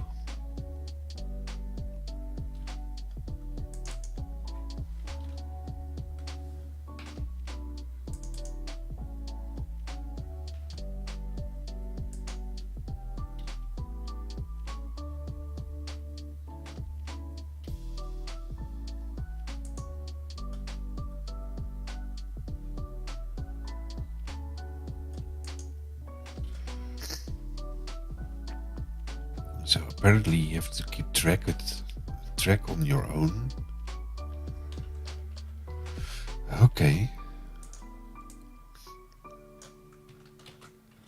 Okay, let's bring that in then. Now we have the tricky part again.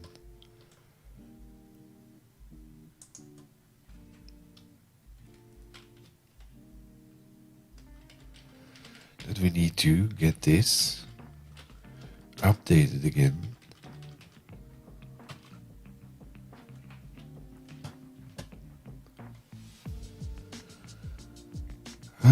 Let's stop this.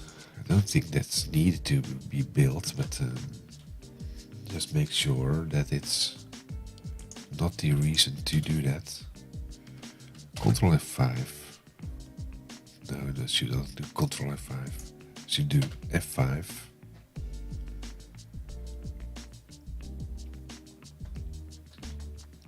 Let's check this first in source.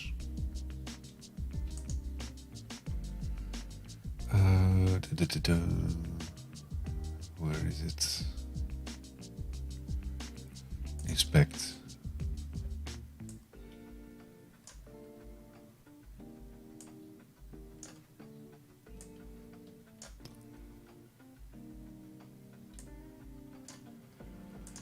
Let's check the source again. Pages.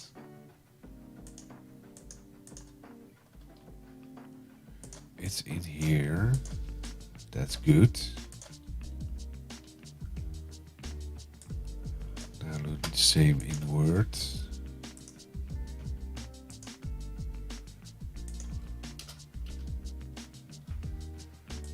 Document. We're getting there.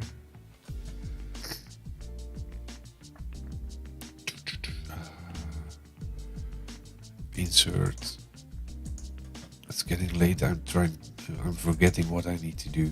Refresh, add everything in, run the add-in, loading it. Let's quickly inspect it first. If we go to sources there, we have a look at pages there. It's showing it. That's a good sign. Console. Set it up. Convert content controls. 5 content controls added. Tag content controls. They're now tagged. Modify content controls. And register delete events. And it's still giving an error.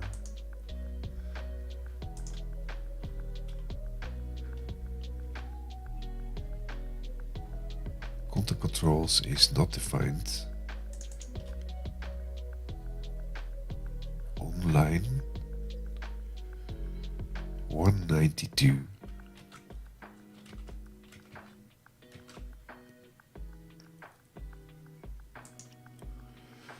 Yes, and I see it already. That should be content controls like this.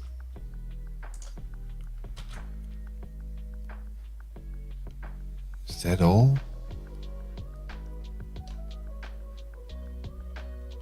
I think so. It says save. Close this. Close that. Save. Now run it again.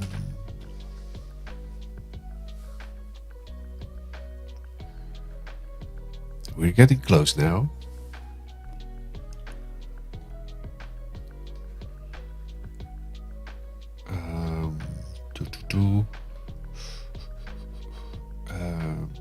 Let's inspect it. Let's see if we have a lowercase content control in the file.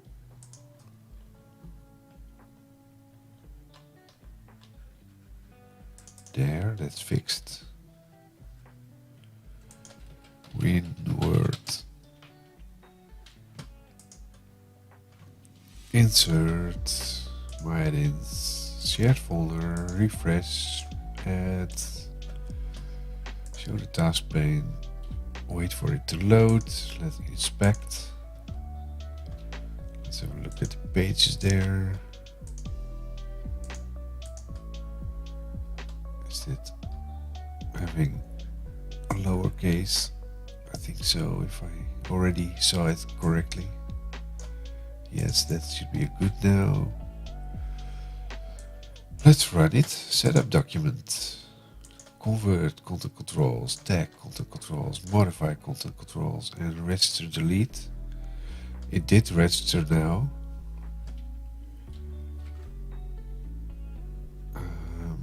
Console. Added event handlers. I did not get additional output there. I would expect some additional output here.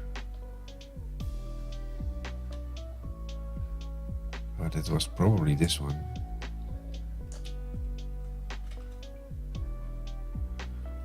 Okay, let's delete one.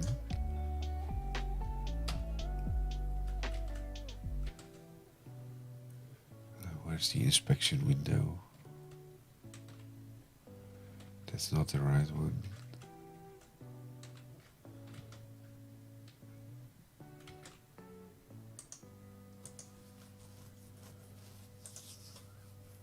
Yes, we did get one.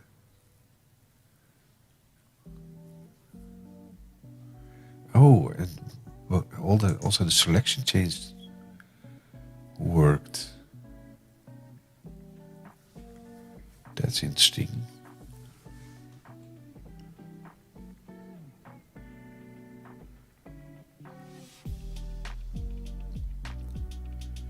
But is it because we did have two event handlers now? It's tracked twice.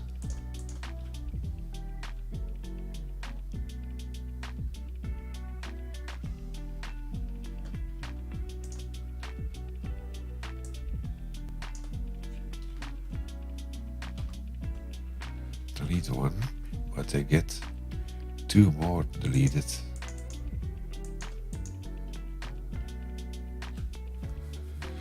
So it's tracked twice now. And the reason for that is due to this one.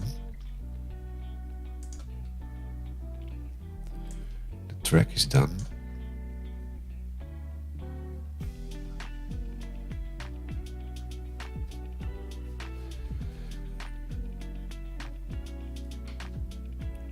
The event context, was that used in the other one as well then?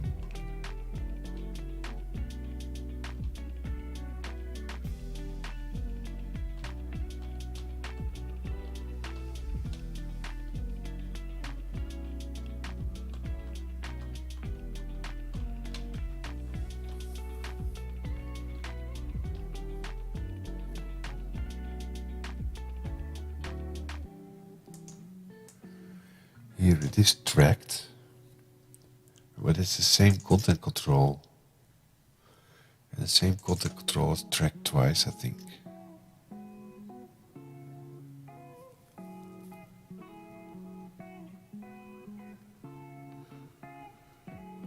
So the thing is, what happened is, because this one is now saved in an array,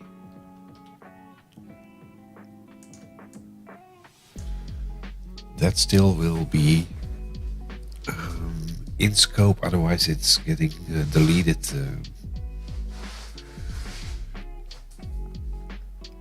Yeah, so that's interesting. Okay, so good.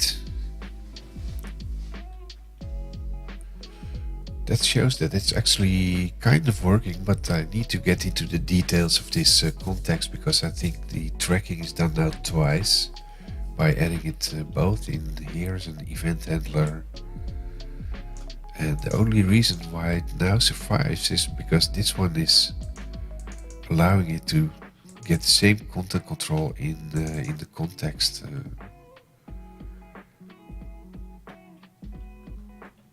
And so we will do some research next Thursday again on this, and I will provide some feedback to the Microsoft team on that as well.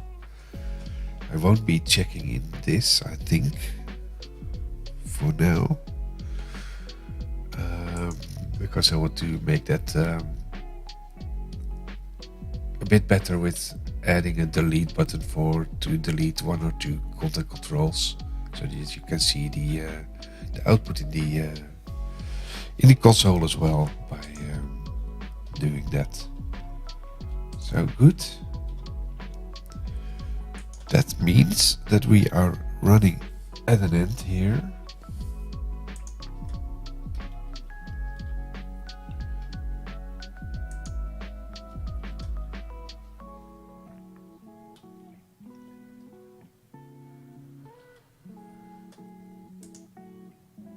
Oops.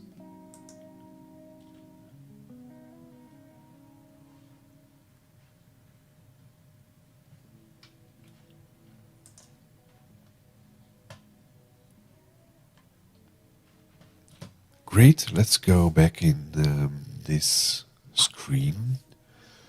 Let's see if we can do a raid or something.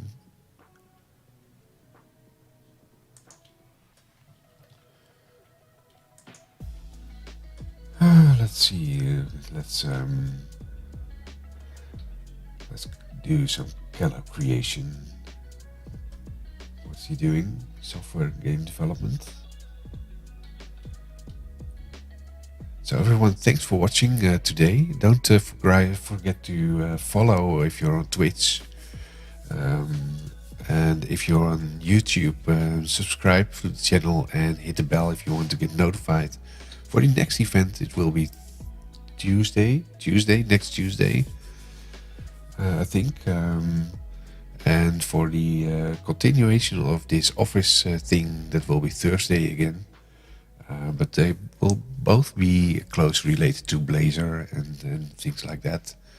We had some great progress today. Thanks for watching, and let's rate Keller creation. Let's see if we can